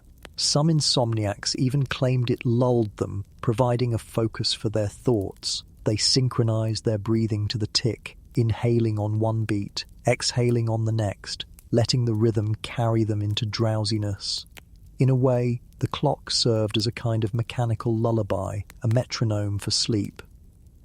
But just as often, the opposite occurred. You, lying awake, begin to hear the tick not as comfort, but as torment. Each beat is another second lost, another reminder that morning is drawing closer while your eyelids remain stubbornly open. The tick becomes thunderous. You imagine the gears grinding inside, laughing at your plight. You count them, you curse them, and before long the act of listening becomes its own prison. Historians still argue whether Victorians were more sensitive to this than we are today, or whether they simply wrote about it more. Certainly diaries are full of complaints about that infernal clock, which mocked their sleepless nights. One man, in 1874, confessed that he once hurled his brass carriage clock into the hearth at 3 a.m., unable to endure another tick. Another woman described stuffing hers under a pillow, only to discover the sound amplified against the wood. Doctors even weighed in, suggesting that the anxious should remove timepieces from chambers of repose. Yet this advice was impractical. Timekeeping was central to Victorian identity. Industrial schedules, railway timetables, and domestic routines all revolved around punctuality. A bedroom without a clock felt almost indecent, as though you were turning your back on the discipline of the age. To throw out your clock was to flirt with chaos, and so most endured. Some attempted to master the tick. Guides recommended reframing it as a friend rather than enemy. Let the steady beat remind you of God's constancy, one pamphlet urged. Another suggested imagining the tick as the oars of a boat gently carrying you across the waters of the night. Whether these metaphors worked or not, they at least gave the mind something to do besides counting sheep. There's a quirky tidbit. Certain clockmakers marketed sleeping clocks with muffled ticks, encased in padded boxes to reduce the sound. They were expensive novelties, but advertisements promised slumber untroubled by ceaseless reckoning. Others leaned into the opposite idea, selling loudly ticking clocks as intentional sedatives, devices that would drown out stray noises and fix the brain on rhythm. Which worked better? Historians still debate. Imagine yourself with such a clock on your mantel. The face glows faintly in lamplight, Roman numerals painted in bold strokes, brass hands moving inexorably forward. The pendulum swings left, right, like the hypnotist's watch you half joked about earlier. You try to follow it to let it lull you, but your nerves resist. Instead, you begin to calculate how many hours remain until dawn, how little sleep you'll have before work, how tired you'll feel tomorrow. The clock, meant to order life, instead disorders the mind. In poorer homes, the tick carried another weight. It was often the only soundproof measure of time. Without it, days blurred. To lie awake at night hearing the clock was to be reminded that every wasted minute mattered. For labourers who rose at dawn, each tick without sleep was a tick stolen from their strength. Anxiety layered itself onto exhaustion, a cruel combination. Some families developed coping rituals. Children were taught to pray between ticks, whispering one line of a psalm per beat. Adults sometimes covered clocks with cloths, muffling but not silencing them. Others turned them around, refusing to look at the hands even while the sound persisted. These gestures did not erase the tick, but they reasserted a sense of control over it. Literature of the time captured the obsession. In novels and poems, sleepless characters often listened to clocks as symbols of fate, guilt, or mortality. Dickens, ever fond of imagery, described clocks as sullen sentinels pacing through the night. Lesser writers used them as metaphors for conscience, each tick a reminder of misdeeds. To Victorian ears, clocks weren't just tools. They were moral companions, sometimes friendly, sometimes cruel. And then there's the humour.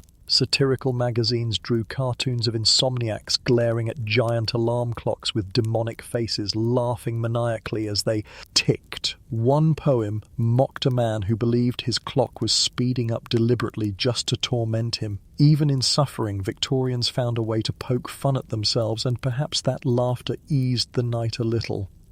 You can imagine yourself now, lying back once more, listening to your clock. Perhaps tonight you decide to reinterpret it. Each tick is no longer a lost second, but a gentle tap on the shoulder. You are still here. You are still breathing. You synchronize your breath again, in and out, until the rhythm feels less like mockery and more like a heartbeat. Sleep may or may not arrive, but at least the tick no longer feels like an enemy. In the end, clock-watching anxiety reveals a truth about insomnia that stretches across centuries. The mind's worst enemy at night is itself. Time, measured or unmeasured, becomes a cage when you're awake too long.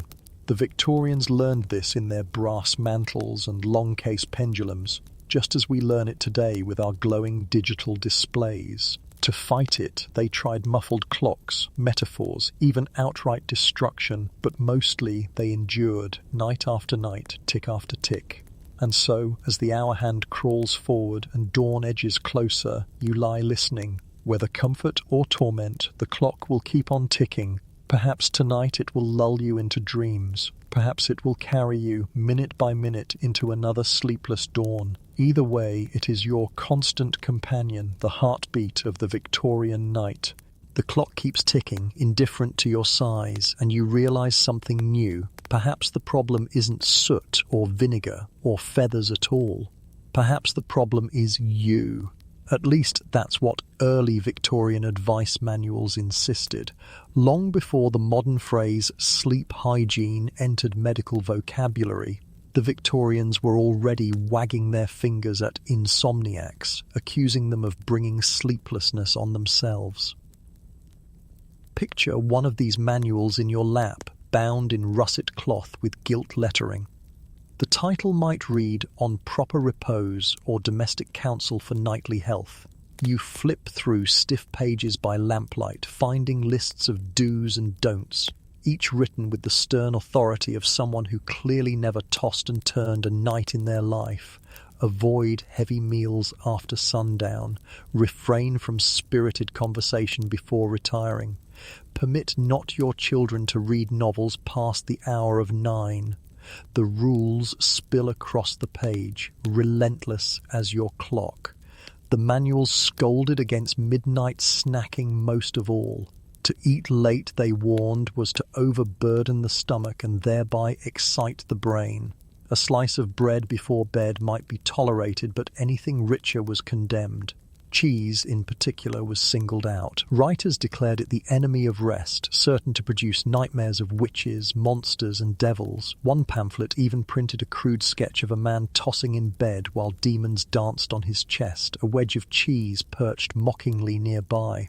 Historians still argue whether this was serious medical belief or a moral metaphor, cheese standing in for gluttony, but either way, you'd think twice before sneaking to the pantry. Then there was reading. To us, bedtime stories and novels under the covers feel cozy. To Victorians, they were suspicious. Too much stimulation before bed, the manuals warned, overheated the imagination. Children who read late were said to wake in fright, convinced their fictional characters were lurking in the shadows. Adults were hardly excused. Romantic novels, in particular, were accused of inflaming passions and keeping readers wide-eyed long past midnight. The novel is no soporific, sniffed one guide. It is the very trumpet of wakefulness. Imagine being scolded for finishing the last few chapters of Dickens at 1 in the morning, told it was as reckless as downing brandy. There's a quirky tidbit. Some guides even condemned late-night conversation. Families were warned not to gather around the hearth after hours to debate politics or philosophy. Such discussions, the manuals claimed, kept the nervous system too alert. Better to sit in silence or to murmur prayers in monotone, letting the body settle. The idea of suppressing evening chatter may sound dreary, but it reflected the Victorian obsession with discipline. every hour of life ordered, even those meant for rest. Historians still debate whether these manuals genuinely reduced insomnia or merely heightened anxiety. Imagine being sleepless already, then reading a list of ways you were sabotaging yourself. The guilt alone could keep you awake another hour. Yet many clung to the advice, convinced that if they only followed every rule, no cheese, no novels, no late talk, they would earn the reward of peaceful slumber. Of course, not all the guidance was unreasonable. Manuals suggested keeping the bedroom cool, airing sheets daily, and avoiding heavy curtains that trapped stale air. They recommended exercise during the day, but not too close to bedtime. They advised warm baths or foot soaks before retiring, rituals that, even now, sound pleasant. Some of these practices echo modern recommendations almost word for word, though stripped of their moral scolding. Picture yourself attempting to follow such a guide. Dinner is light, plain broth and bread. At 8 o'clock you close your book reluctantly, resisting the temptation to finish the thrilling chapter.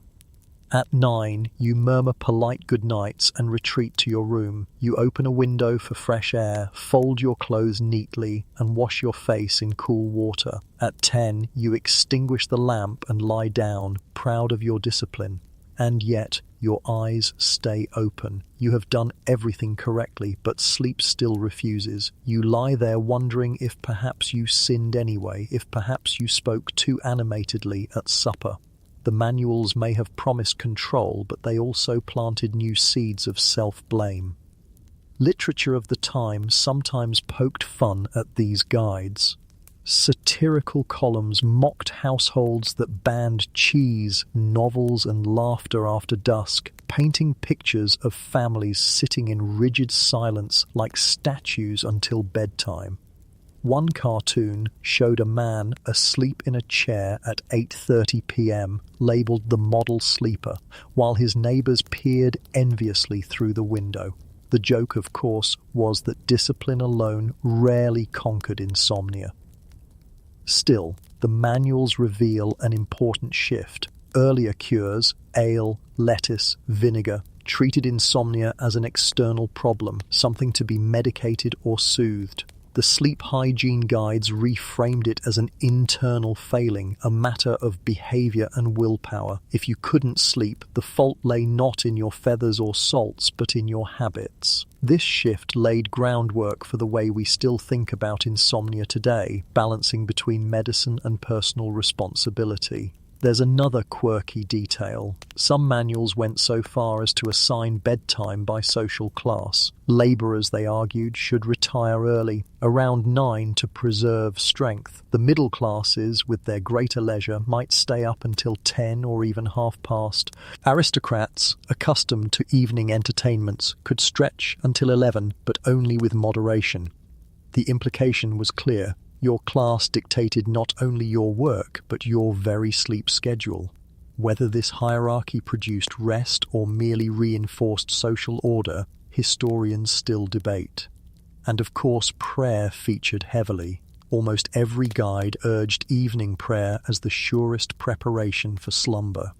"Commend thy soul to God," one manual intoned, "and he shall grant thee rest." For the faithful, this ritual may indeed have eased anxiety. For skeptics, it may have felt like another duty, another pressure. Either way, it added to the sense that sleep was not just physical, but moral terrain. So here you are, lying in your bed after a day of obeying every rule. You skipped the cheese, closed the book, avoided lively talk, and prayed with due solemnity. And yet your eyelids still flutter open, thoughts still march on, and the clock still ticks. Perhaps the manuals are right and your soul is restless. Or perhaps insomnia is simply too old, too stubborn, too human to be conquered by rules. The irony is thick. The stricter the rules, the more pressure you feel and the more wakeful you become. But that was the Victorian way. Discipline first, relief second. And even when relief never arrived, the manuals at least gave you something to blame besides the mystery of sleep itself. So you turn on your side, Blanket pulled tight, whispering to yourself the long list of things you've done correctly. It doesn't bring sleep, but it brings order. And sometimes order is the closest thing to rest you'll find. You've endured the scolding of manuals, obeyed their every rule, and still your eyelids flutter stubbornly open. The clock ticks, the room is cool, the cheese has been banished, and the novel lies closed on the table. In this state of restless virtue, you finally decide to try what countless Victorians swore by: a cup of tea without tea. The Victorians loved tea, but they also feared it. Black tea, the kind imported from China and later grown in India, contained caffeine, and caffeine was increasingly blamed for sleeplessness. Doctors warned against drinking strong black draughts in the evening, claiming they stimulated the nerves too fiercely. At the same time, the culture of tea drinking was so ingrained that abandoning the ritual altogether felt impossible. The solution? Invent a new kind of tea, herbal infusions that contained no leaves of Camellia sinensis at all, but were still marketed and consumed as tea. Imagine yourself at a counter in an apothecary shop, shelves lined with jars. The labels read chamomile blossoms, valerian root, linden flowers, hops cones, catmint. The apothecary, in russet waistcoat, scoops dried herbs into paper packets, assuring you that these will soothe your nerves and settle your stomach. He calls it sleep tea, and you clutch it eagerly, relieved to find a cure that seems gentler than opium and less absurd than soot.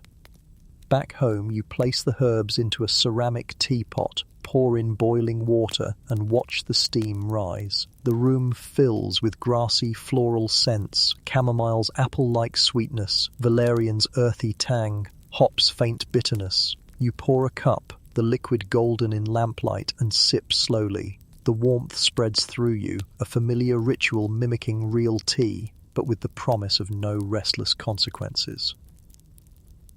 Chamomile was the favourite. Victorians praised it for calming the stomach and nerves, quoting old herbalists who claimed it induced a gentle quietude of the spirits. Valerian was more controversial. Some loved its sedative effects, others complained it smelled like unwashed socks. Hops, borrowed from beer-making, carried a reputation for drowsiness too, and were sometimes stuffed into pillows as well as brewed. Even catmint, usually reserved for felines, made its way into human cups. The variety gave insomniacs endless blends to experiment with, like amateur pharmacists tinkering with recipes in their kitchens. Historians still argue whether these infusions genuinely worked or whether their power lay in ritual. Modern science supports chamomile and valerian as mild sedatives, but nothing so dramatic as the promises printed on Victorian pamphlets. And yet the very act of brewing, sipping, and inhaling gave comfort. It offered a sense of agency. You were doing something rather than lying helpless. That psychological balm mattered as much as any chemical effect. The marketing of these teas was relentless. Advertisements in newspapers promised restorative slumber in every cup, or the natural cure for nervous ladies. One company sold Slumber's Friend, a chamomile blend packaged in indigo tins with golden lettering. Another marketed Nocturne Infusion, boasting that its combination of linden and hops was strong enough for men, delicate enough for women. These gendered pitches reflected Victorian anxieties about who suffered most from sleeplessness, women with their delicate nerves, or men with their overworked brains. Either way, the answer was a hot cup of not quite tea. Quirky tidbits abound. Some guides recommended sweetening sleep teas with honey, believing it added soothing warmth. Others warned against sugar, calling it a stimulant in disguise. One pamphlet even suggested stirring the tea with a silver spoon rather than iron, claiming silver did not disturb the subtler qualities of the herbs. Whether true or not, you can picture a housewife polishing her silver spoons extra carefully, determined that no detail sabotage her family's rest. There was also the matter of presentation. Wealthier households served herbal infusions in the same fine porcelain cups they used for real tea, making the ritual indistinguishable from afternoon social customs. Guests might sip chamomile at night with all the same elegance, gossiping softly under lamplight as if it were Earl Grey. Working-class families, by contrast, brewed their herbs in plain mugs, often reusing the same handful of blossoms several times to stretch their cost. Yet across classes, the ritual bound people together: boiling water, fragrant steam, the hope of rest in a cup. Not everyone was convinced, of course. Critics mocked sleep teas as glorified weeds, sneering that people were paying good money for flowers they could have picked from roadside hedges. Satirical cartoons depicted insomniacs drinking buckets of chamomile with eyes still wide as saucers. Better to drink warm water plain, one columnist joked, than to flavour it with false hope. Still, the teas remained popular, and demand only grew as nervous disorders became fashionable diagnoses. Picture yourself again, seated at a small wooden table, hands cupped around steaming porcelain. Outside, the city hums faintly. Inside, all is quiet save the tick of the clock. You sip. The taste is mild, almost bland, but comforting.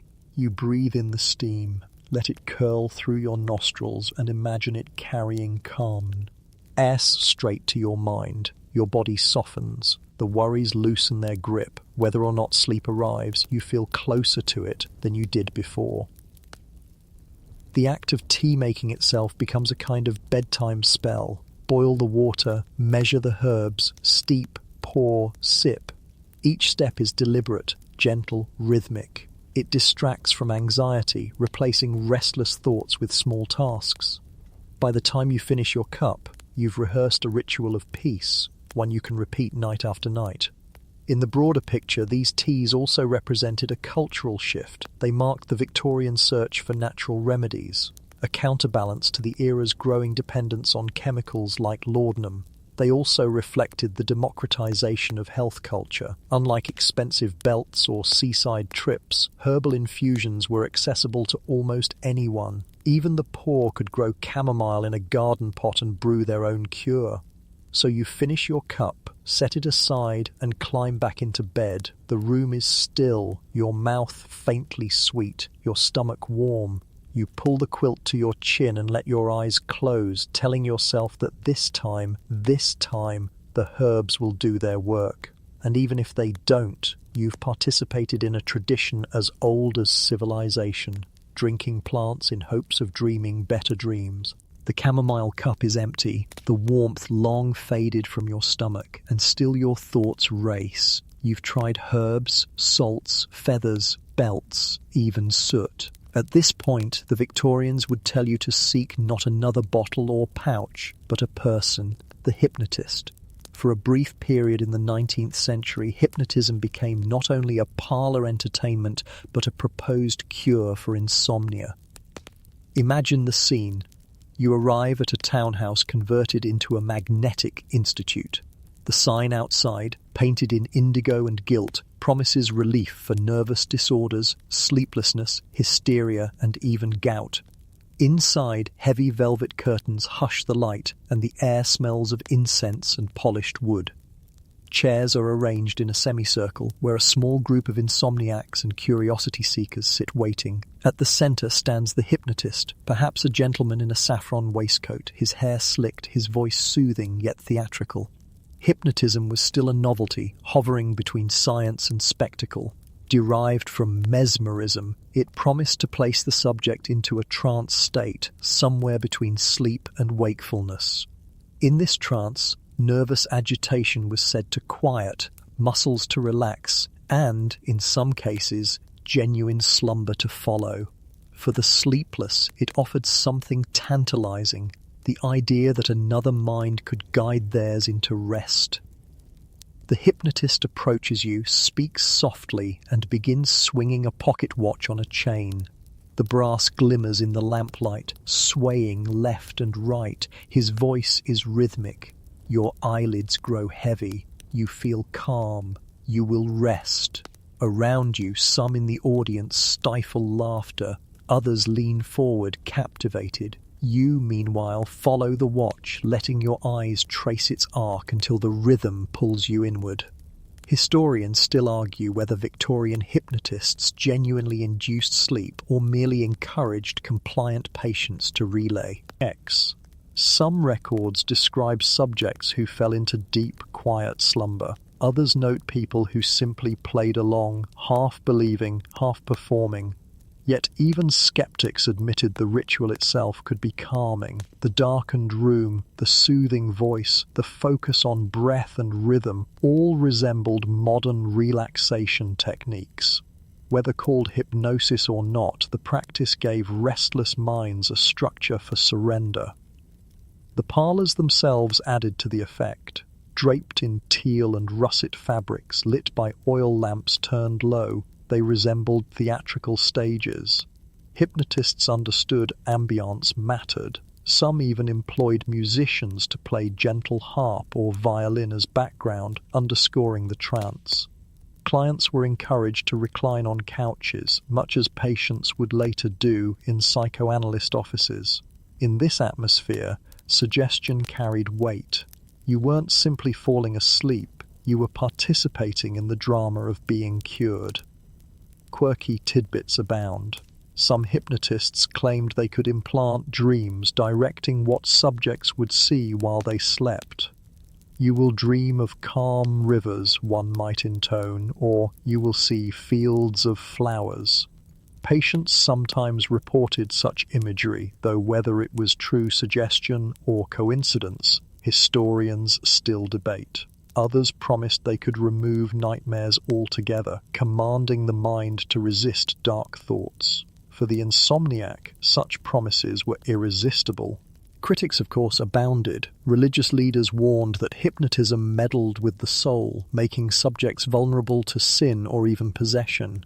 Medical journals fretted over fraud, publishing exposés of charlatans who fleeced desperate clients. Newspapers mocked the spectacle, printing cartoons of crowds drooping like marionettes under a hypnotist's sway. Yet even amid ridicule, the fascination endured. People wanted to believe in the possibility of sleep on command. Picture yourself in that parlor. The hypnotist's watch glitters, his words wash over you, and your body slackens. Your limbs feel heavy, your breath deepens. You hover on the edge of sleep, neither fully gone nor fully awake. Around you, the audience grows quiet, as if holding its breath. In that moment, you glimpse what you've longed for, the sensation of being guided into rest, no longer fighting alone. Perhaps you awaken later, groggy but oddly refreshed. The hypnotist assures you that you slept for half an hour, though you barely remember. You pay your fee, step out into the cool night air, and wonder whether the cure was real or imagined. Does it matter? For once you feel calmer than before. There's another layer here. Hypnotism as fashion. In drawing rooms, amateur mesmerists entertained guests by placing friends under trance. Ladies giggled as they pretended to sleep. Gentlemen boasted of their powers. Some genuinely experimented with it as therapy, while others used it as parlor trick. Yet behind the laughter lay real hope. Even if most demonstrations were playful, a few individuals truly sought rest through these performances. The blending of entertainment and medicine was a hallmark of the Victorian age. Seances, galvanic demonstrations, and hypnotic parlors all straddled the line between cure and curiosity. For insomnia, this blending mattered less than the result. If the hypnotist's voice or watch gave you peace for an evening, you counted it a victory. You return home, still half drowsy from the session. Your room feels less hostile than usual, as though the trance lingers. You lie down, close your eyes, and repeat the hypnotist's words silently. Your eyelids grow heavy. You will rest. Whether suggestion or self-deception, the mantra works. You drift a little, not fully, but closer than you have in nights. In the end, Hypnotist parlors reveal how Victorians understood insomnia as both physical and psychological. They sought cures in herbs and machines, but also in the power of belief and suggestion. Sleep was not only about beds and bellies, it was about the mind's willingness to surrender. Hypnotism gave them permission to let go, even if only for a while. And so you lie back, the echo of the watch's swing still in your imagination, the velvet drapes still glowing behind your eyelids. Whether you slept or not, you have tasted the possibility of surrender, and in that taste lies hope. The hypnotist's velvet drapes and swinging watch fade from your mind as you return home. You may have felt calmer, perhaps even half drowsy, but the effect has worn off by midnight. Your stomach growls now, reminding you that discipline and ritual sometimes leave a body unsatisfied. And so, like countless Victorians before you, you turn to food as medicine. Not food for pleasure, but food for sleep. Victorian dietary advice was full of stern prescriptions. Doctors and housewives alike believed that what you ate shaped not only your health but your dreams. Heavy dinners were blamed for restless nights, while carefully chosen bedtime snacks were praised as soporific. Whole books of domestic remedies devoted chapters to foods for inducing slumber. They read like curious menus: oysters, milk puddings, bland biscuits, and other unlikely dishes. Start with oysters. Yes, the very oysters we associate with aphrodisiac luxury were also praised as insomnia cures. Doctors argued that oysters were easily digestible, rich in nutrients, and soothing to the stomach. A plate of raw or lightly stewed oysters before bed was believed to calm the system, preventing indigestion from keeping you awake. Imagine yourself in a dimly lit Victorian dining room, silver dish before you, pale shells gleaming, lemon wedges beside. You slurp one, the briny taste filling your mouth, the coolness settling into your belly. Does it lull you to sleep? Perhaps not. But you are distracted from your racing thoughts, and sometimes distraction is half the battle. Then there were milk puddings. These were soft, bland desserts made from rice, sago, or tapioca simmered in milk until thick, then sweetened lightly. Housewives served them not only to children, but to anxious adults. The theory was that warm milk soothed the nerves, while the starch provided gentle fullness without overstimulation. Picture a small, ceramic bowl, steam curling upward, the pudding flecked with a hint of nutmeg. You spoon it slowly, the warmth spreading through your chest, the texture heavy enough to ground you but light enough to avoid nightmares. The manuals called it a food fit for sleep, and families swore by it. Biscuits were another favourite, though not the buttery, sugary kind we might crave today. Victorian sleep biscuits were plain, sometimes little more than flour and water baked hard. They were meant to be digestively neutral, offering just enough to settle the stomach without exciting it. One guide recommended a dry biscuit with warm water as the ideal bedtime meal. You can imagine the disappointment of biting into such chalky fare. But perhaps that was the point. Nothing to stir the senses, nothing to inflame the mind, just blandness, and then, hopefully, oblivion.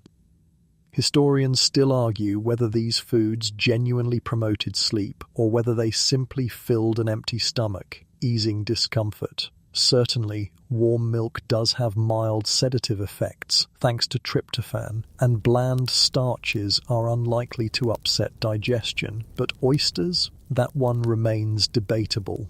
Still, in a culture where every bodily sensation was scrutinized, even the gentlest comfort could be reinterpreted as cure.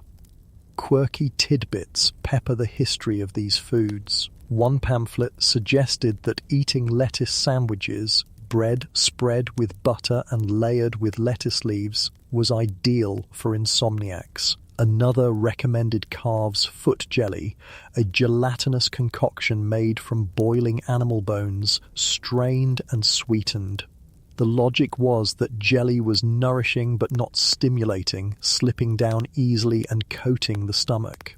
You, half asleep and desperate, might gag at the texture but cling to the hope that wobbling jelly could wobble you into slumber. There was also advice about what not to eat. Cheese, as we've mentioned, was demonized for producing nightmares. Spices were condemned as too heating. Coffee and tea, naturally, were restricted to daylight hours. Even fruits like apples were sometimes warned against, said to ferment in the stomach and produce vapours. The insomnia sufferer thus lived in a culinary minefield, dodging forbidden foods in pursuit of rest. Picture a Victorian household at bedtime. In the kitchen, a servant warms milk over the fire, stirring it slowly with an iron spoon. She pours it into mugs, sprinkles cinnamon, and carries it upstairs on a tray. Children in nightshirts sip theirs obediently, faces drowsy. Parents take theirs too, exchanging weary glances that say, "Perhaps tonight will be better." The milk is not magic, but the ritual binds them, reassuring them that they have done their part. Meanwhile, wealthier families might indulge in oysters. A gentleman in dressing gown and slippers sits at a small table, silver platter gleaming before him. He eats quietly, convinced of the dish's medicinal virtue. His wife, less persuaded, nibbles a biscuit instead. Both ascend to bed, believing they have prepared their bodies for rest, though whether sleep comes is another matter. The humour of these prescriptions did not escape satirists. Cartoons mocked insomniacs, spooning endless bowls of rice pudding or chomping solemnly on dry biscuits while their clocks ticked on. One comic verse described a man who ate so many oysters before bed that he dreamt of drowning in the sea. Another joked that milk puddings were excellent for sleep simply because they bored the eater into unconsciousness. Yet beneath the laughter lay real faith. Food was intimate, daily, and therefore believable as cure. Doctors lent their authority too. Medical texts recommended warm milk with honey or plain bread dipped in broth. Some even advised against going to bed hungry, noting that emptiness of the stomach could keep one awake as surely as heaviness. In this sense, Victorian advice was surprisingly balanced. Neither gluttony nor starvation, but moderation. Eat something light, something bland, something warm. You try it yourself. A servant brings you a bowl of tapioca pudding, pale and steaming. You spoon it slowly, the sweetness faint, the texture soft. Your stomach relaxes, your jaw unclenches. You sip warm milk from a mug, honey swirling within. The warmth spreads through your body, and for a moment you feel like a child again, safe and cared for. You lie back, pull the quilt up, and let the heaviness of food anchor you. Will you sleep? Perhaps. Or perhaps you'll dream of oysters crawling across your pillow or jelly wobbling endlessly at the foot of your bed. But even if the dreams are strange, at least you are dreaming. And in the world of Victorian insomnia, that counted as success. The milk pudding has settled warmly in your stomach. The oysters have been slurped, the biscuit dutifully crunched. For a while you thought these bedtime snacks might soften the edges of your mind. But the night stretches on, stubborn as ever, and your body feels restless. You toss, you sigh, you listen to the infernal ticking clock. Finally, you give up. Like many a Victorian insomniac before you, you reach for your cloak and step outside, surrendering to the cure of the night walk. The city greets you in a hush. Gas lamps line the cobblestone street, their glow muted by a drifting fog. The air smells of damp stone, coal smoke, and something faintly metallic, like rain that hasn't yet fallen. You draw your cloak tighter and begin to walk, your boots clicking softly in the silence. Somewhere in the distance, a carriage rattles, wheels muffled by the mist. Somewhere closer, a cat darts across an alley, vanishing like a ghost. Victorians believed strongly in the power of fresh air. even at night. If sea breezes could cure insomnia, then surely cool city air might at least calm the nerves. Doctors recommended gentle exercise before retiring, and for many, this translated into slow walks through streets and squares. For some, it was ritual, a circuit around the block each evening before bed. For others, it was desperation, pacing at midnight because no other remedy had worked. You imagine yourself as one of these restless walkers, half hidden in fog, face pale in lamplight. You are not alone. Ahead, another figure moves slowly, hands clasped behind his back, head bowed. Across the street, a woman with a shawl draped over her hair walks briskly, glancing now and then at the shadows. Insomniacs recognize each other by their silence, their slowness, their refusal to yield to bed. The night walk becomes a community of strangers, united by sleeplessness. Historians still argue whether these nocturnal strolls genuinely helped or whether they merely wasted energy. Some accounts describe people returning home pleasantly tired, their minds calmed by rhythm and cool air. Others note the opposite, walkers who returned more agitated, nerves sharpened by strange sights in the fog. For every testimony of relief, another speaks of nightmares seeded by eerie streets. And eerie they were. Fog, a near-constant companion of Victorian cities, transformed familiar lanes into strange landscapes. Gas lamps glowed like halos, carriages emerged and vanished like phantoms, footsteps echoed without source. Writers described the fog as a veil between worlds, making the city dreamlike. For insomniacs, this dreamlike quality could be either blessing or curse, soothing them into surrender or unsettling them further. There's a quirky tidbit. Some manuals actually recommended counting lampposts as a substitute for counting sheep. The slow rhythm of walking, combined with numbering each light, was said to lull the mind. Imagine yourself trudging along, whispering 1, 2, 3, as each gas lamp flickers overhead. The act feels faintly ridiculous, but the absurdity is part of its charm. Anything to distract from the racing carousel of thoughts.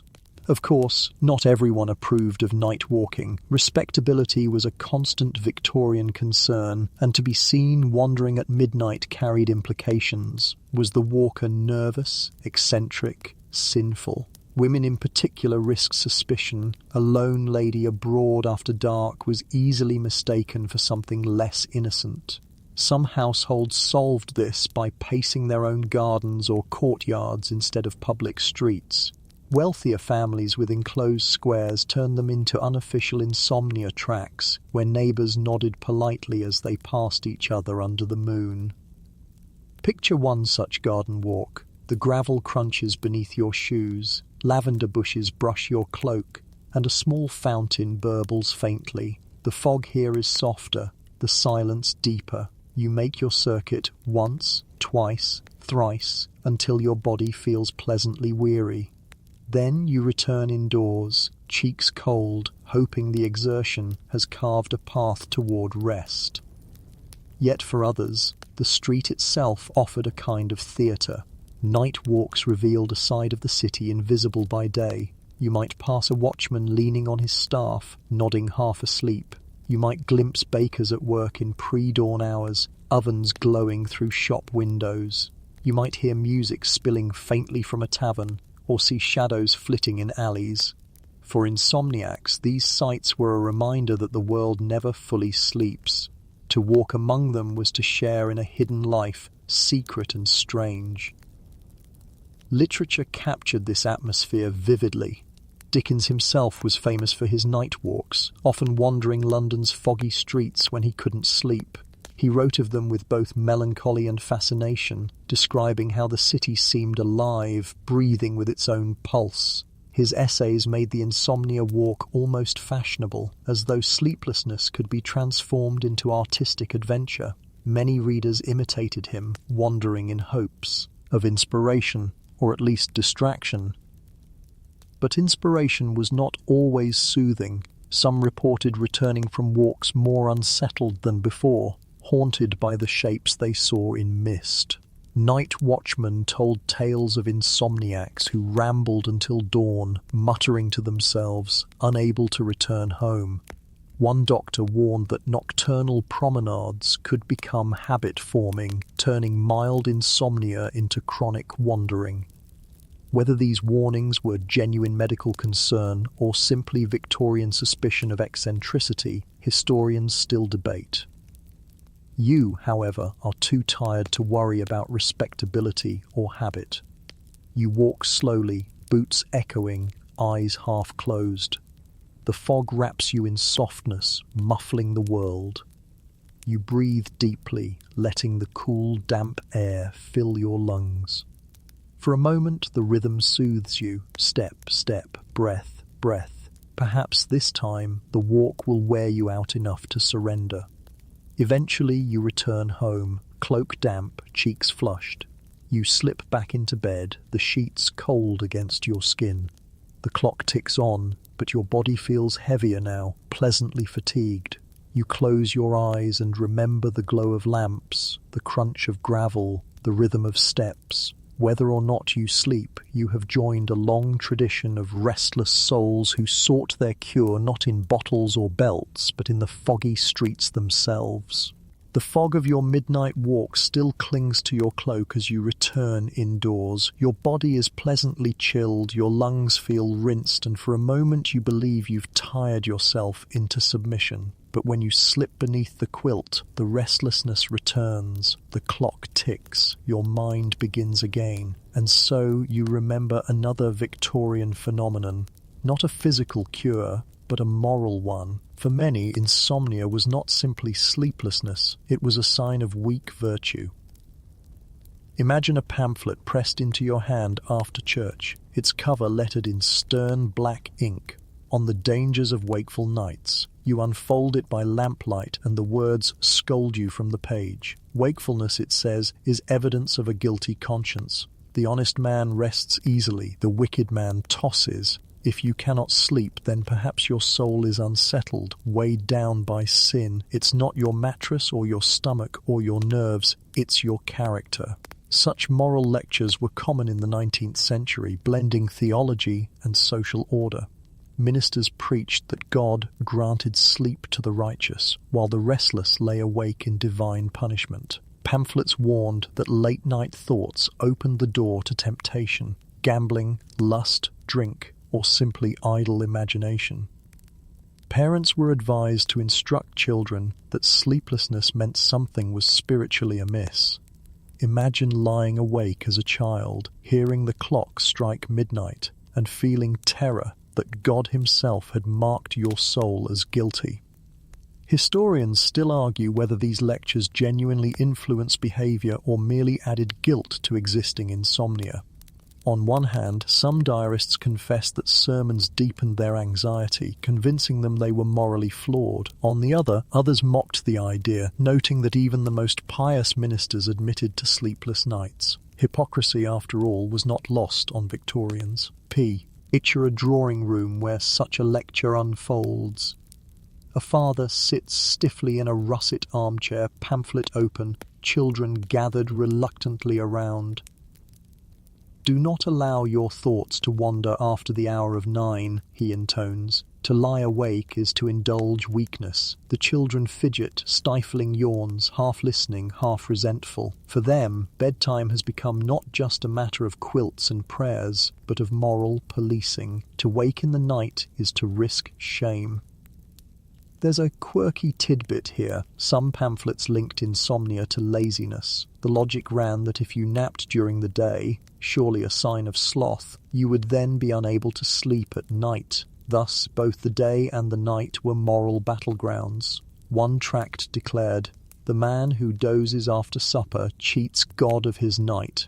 You can imagine a weary labourer reading this after a 12-hour shift, muttering unprintable words under his breath. Women, too, were singled out. Advice columns scolded nervous ladies who claimed they could not sleep, blaming their frivolity, vanity, or indulgence in novels. Wakefulness was framed as a feminine weakness, proof of fragile nerves and idle habits. The cure, of course, was obedience to discipline, regular hours, plain diets, quiet evenings. For men, by contrast, insomnia was blamed on overwork or ambition, which, though troublesome, could at least be framed as masculine vigour. Thus, even sleeplessness became gendered, folded into Victorian ideas of propriety. Not all voices were so harsh. Some ministers offered gentler interpretations, suggesting that wakefulness could be an opportunity for prayer. "If thou art denied sleep," one sermon urged, "use thy vigil to commune with God." In this framing, insomnia was not punishment but invitation. Yet even here the pressure was clear. Your sleeplessness must mean something. You could not simply be awake because your bed was lumpy or your neighbour's dog barked. It was always moral, always significant. The effect on sufferers was mixed. Some found comfort in framing their wakefulness as purposeful, a time for devotion. Others felt crushed under the weight of guilt, convinced that their inability to sleep was evidence of weakness or sin. Diaries describe individuals pacing rooms, whispering prayers, begging forgiveness for vague transgressions, hoping rest would return as reward. When it didn't, despair deepened. Satirists, as always, had their fun. Cartoons depicted insomniacs tormented not by sin, but by the booming voices of ministers whose sermons were so long they stretched into the night. One comic sketch showed a man in bed surrounded by pamphlets fluttering like bats, each labelled "moral duty" or "guilty conscience." The caption read, "And yet they wonder why he cannot sleep." Such satire revealed the tension between genuine belief and the human instinct to laugh at excessive moralizing. Picture yourself again in bed, pamphlet on the nightstand. The words echo in your mind. The wicked lie awake, the righteous rest. You shift uneasily, wondering if perhaps you've been careless in some duty, unkind in some remark, indulgent in some appetite. You rehearse the day, scanning for guilt. Instead of calming you, the reflection only sharpens your wakefulness.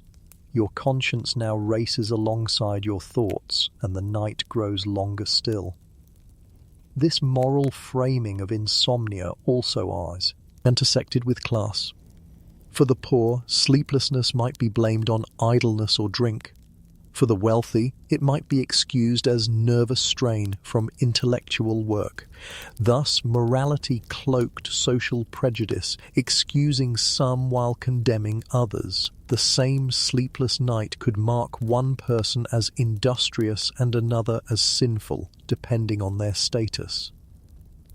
Historians still debate how seriously Victorians internalized these ideas. Some argue that most people treated them lightly, rolling their eyes at sermons while secretly sipping their laudanum. Others suggest that moral guilt weighed heavily, reinforcing a culture already obsessed with self-discipline.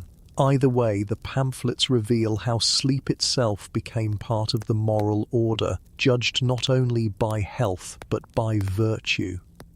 In the end, you lie awake not only fighting your own restless thoughts, but also the imagined judgment of society, church, and even God.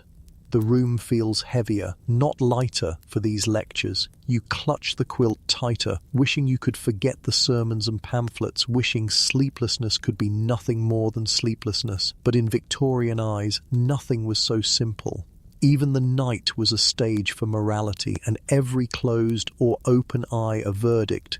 The pamphlet still lies on your nightstand, its words accusing you with every glance. You roll away from it, determined not to let guilt be your cure. Yet your body remains stubbornly awake, your nerves still humming. At this point in the Victorian night, if you were especially unlucky, society might decide your insomnia was not mere nuisance, but pathology. And then you might find yourself not at home at all, but within the walls of a lunatic asylum. Asylums in the 19th century carried a dual reputation, places of hope and of horror. Reformers championed them as humane alternatives to prisons or madhouses, while critics described them as warehouses of misery. For the sleepless, they represented both, an institution promising rest by force if necessary. If your wakeful nights were judged to fuel nervous derangement or melancholia, you could be admitted whether by choice or by family decree. Picture the asylum gates looming in the fog, iron bars and stone walls, a watchman standing guard. Inside, long corridors echo with footsteps, and the smell is a mix of disinfectant, boiled cabbage, and human closeness. Patients shuffle in woolen gowns, attendants patrol with lanterns, and the faint sound of locks clicking underscores every movement. For the insomniac, this new environment is meant to contain the restlessness that home remedies could not. How did they treat sleeplessness here? One method was the prolonged rest cure. Patients were placed in padded beds, sometimes strapped lightly with cloth bands, and instructed to lie still for hours. Meals were brought to them, movement restricted, conversation limited. The theory was that the body, deprived of activity, would eventually collapse into sleep. Imagine lying in such a bed, sheets tucked tightly, attendants hovering to ensure you did not rise. Sleep might arrive from sheer boredom or from sheer despair. Another approach was medicinal, though the doses were heavier than any household laudanum. Asylum doctors administered opiates, bromides, and chloral hydrate, sometimes in quantities that stunned patients into unconsciousness. Records describe men and women sleeping for 12, even 16 hours after such treatments. Whether this was restorative rest or chemical stupor, historians still argue. To the doctors, it was evidence of success, silence in the wards, stillness in the beds. Quirky tidbits emerge from case notes. One asylum kept meticulous logs of dream reports, asking patients to describe visions after drug-induced sleep. Doctors hoped to chart connections between nightmares and madness. Another institution experimented with baths, patients immersed in warm water for hours, sometimes overnight, the tubs covered with boards so only the head protruded. The constant warmth was supposed to relax nerves until sleep came. You can imagine the scene. Rows of patients lying half submerged, steam curling into the air, attendants pacing with towels. Restraint was also part of the picture. If a patient tossed and turned too violently, attendants used canvas sheets tied over the body to keep them still. Called sleep jackets, these were less brutal than straitjackets but hardly comfortable. The justification was always the same. The patient needed enforced rest, and discipline was the pathway. One asylum doctor wrote bluntly, "Rest must be commanded when it is not given." The ethics of this historians still debate. The philosophy behind these methods reflected Victorian beliefs about exhaustion. Many doctors saw sleeplessness not as symptom but as cause of madness. If the brain could be made to rest, they reasoned, sanity itself might be restored. Sleep was the medicine, and patients would be compelled to take it. Whether through straps, drugs, or baths, the goal was the same: unconsciousness as cure. Imagine yourself as such a patient. You lie in a narrow iron bed, sheets tucked tight around you. An attendant checks the straps at your wrists, not cruelly but firmly. A lantern flickers in the corridor, casting shadows across the walls. You try to move, but the bindings hold you still. A cup of chloral-laced water burns your throat. Your eyes grow heavy, not with natural drowsiness, but with chemical insistence. You resist for a moment, then slip under, powerless. When you wake, the room is bright with morning. Your body feels heavy, your mind fogged, but you realize you have slept. Around you, other patients stir, some groaning, some quiet. The attendants nod with satisfaction. From their perspective, the cure has worked. From yours, it feels less like healing and more like surrender. Not all experiences were grim. Some patients reported genuine relief, praising warm baths or quiet rooms for soothing their nerves. Asylums sometimes separated the sleepless into special wards, where noise was minimized and routines tailored to encourage rest. Windows were opened for fresh air, meals lightened in the evening, and attendants instructed to speak softly. In these rare cases, the asylum offered something resembling care rather than coercion, but such gentleness was far from universal. Satirical papers, of course, lampooned asylum cures. One cartoon showed patients lined in beds with giant hammers poised above their heads, labelled "the sure cure for sleeplessness." Another mocked the warm baths, depicting patients as stewing vegetables in a pot. The humour was dark, but it revealed public unease about institutions that promised cure through force. The legacy of these asylum experiments lingers. Modern medicine still uses sedation in extreme cases, still prescribes bed rest, still values the healing power of sleep.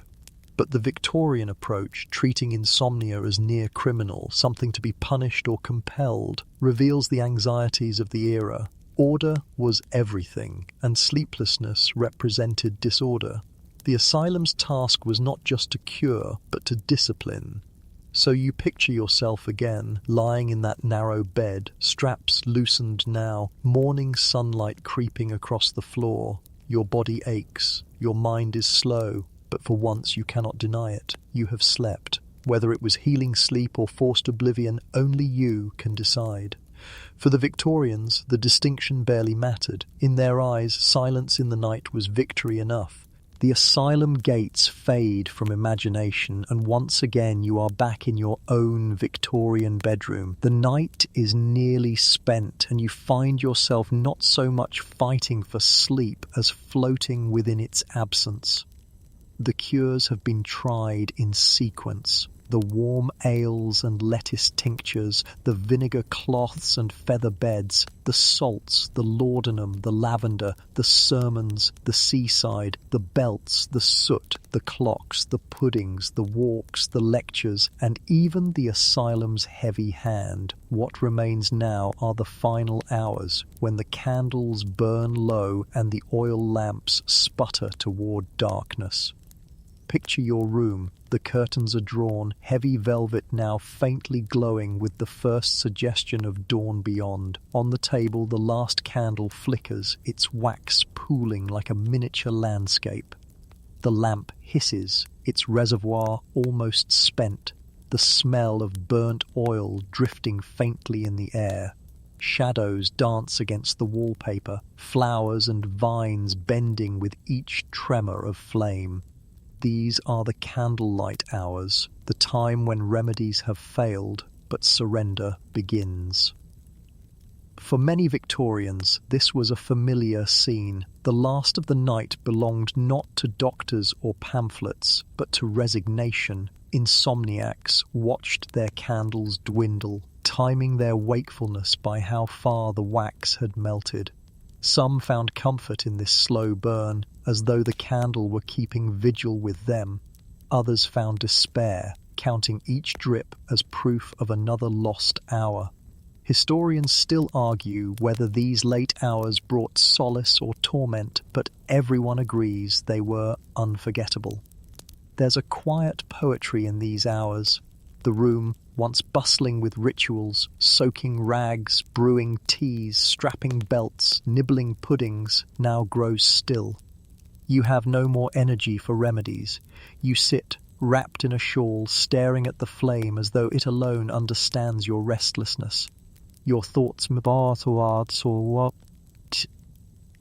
slower now, heavy not with sleep but with fatigue. You feel detached, as if hovering between wakefulness and dream, your body aching but your mind strangely calm.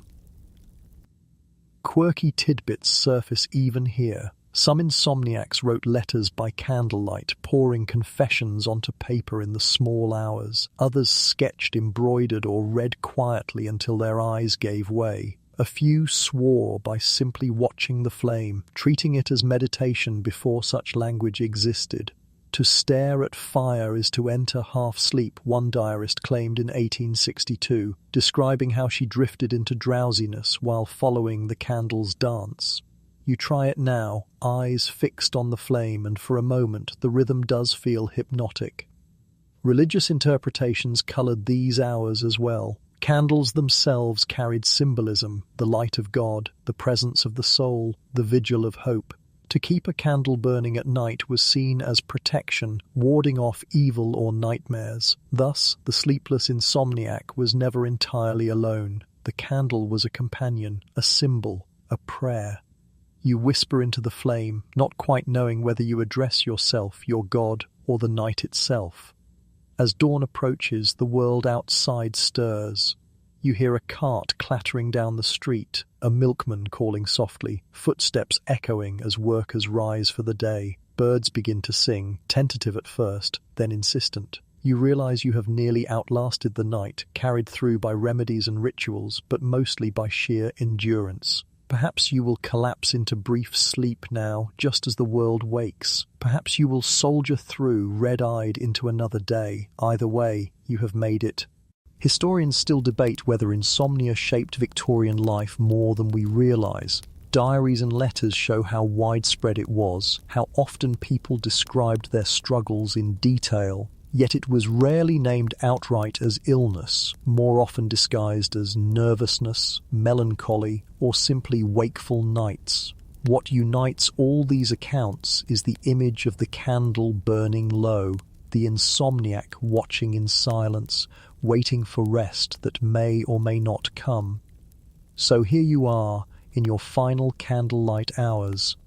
You glance at the extinguished remedies, the empty teacup, the discarded vinegar cloth, the belt coiled uselessly, the soot-smudged pillow.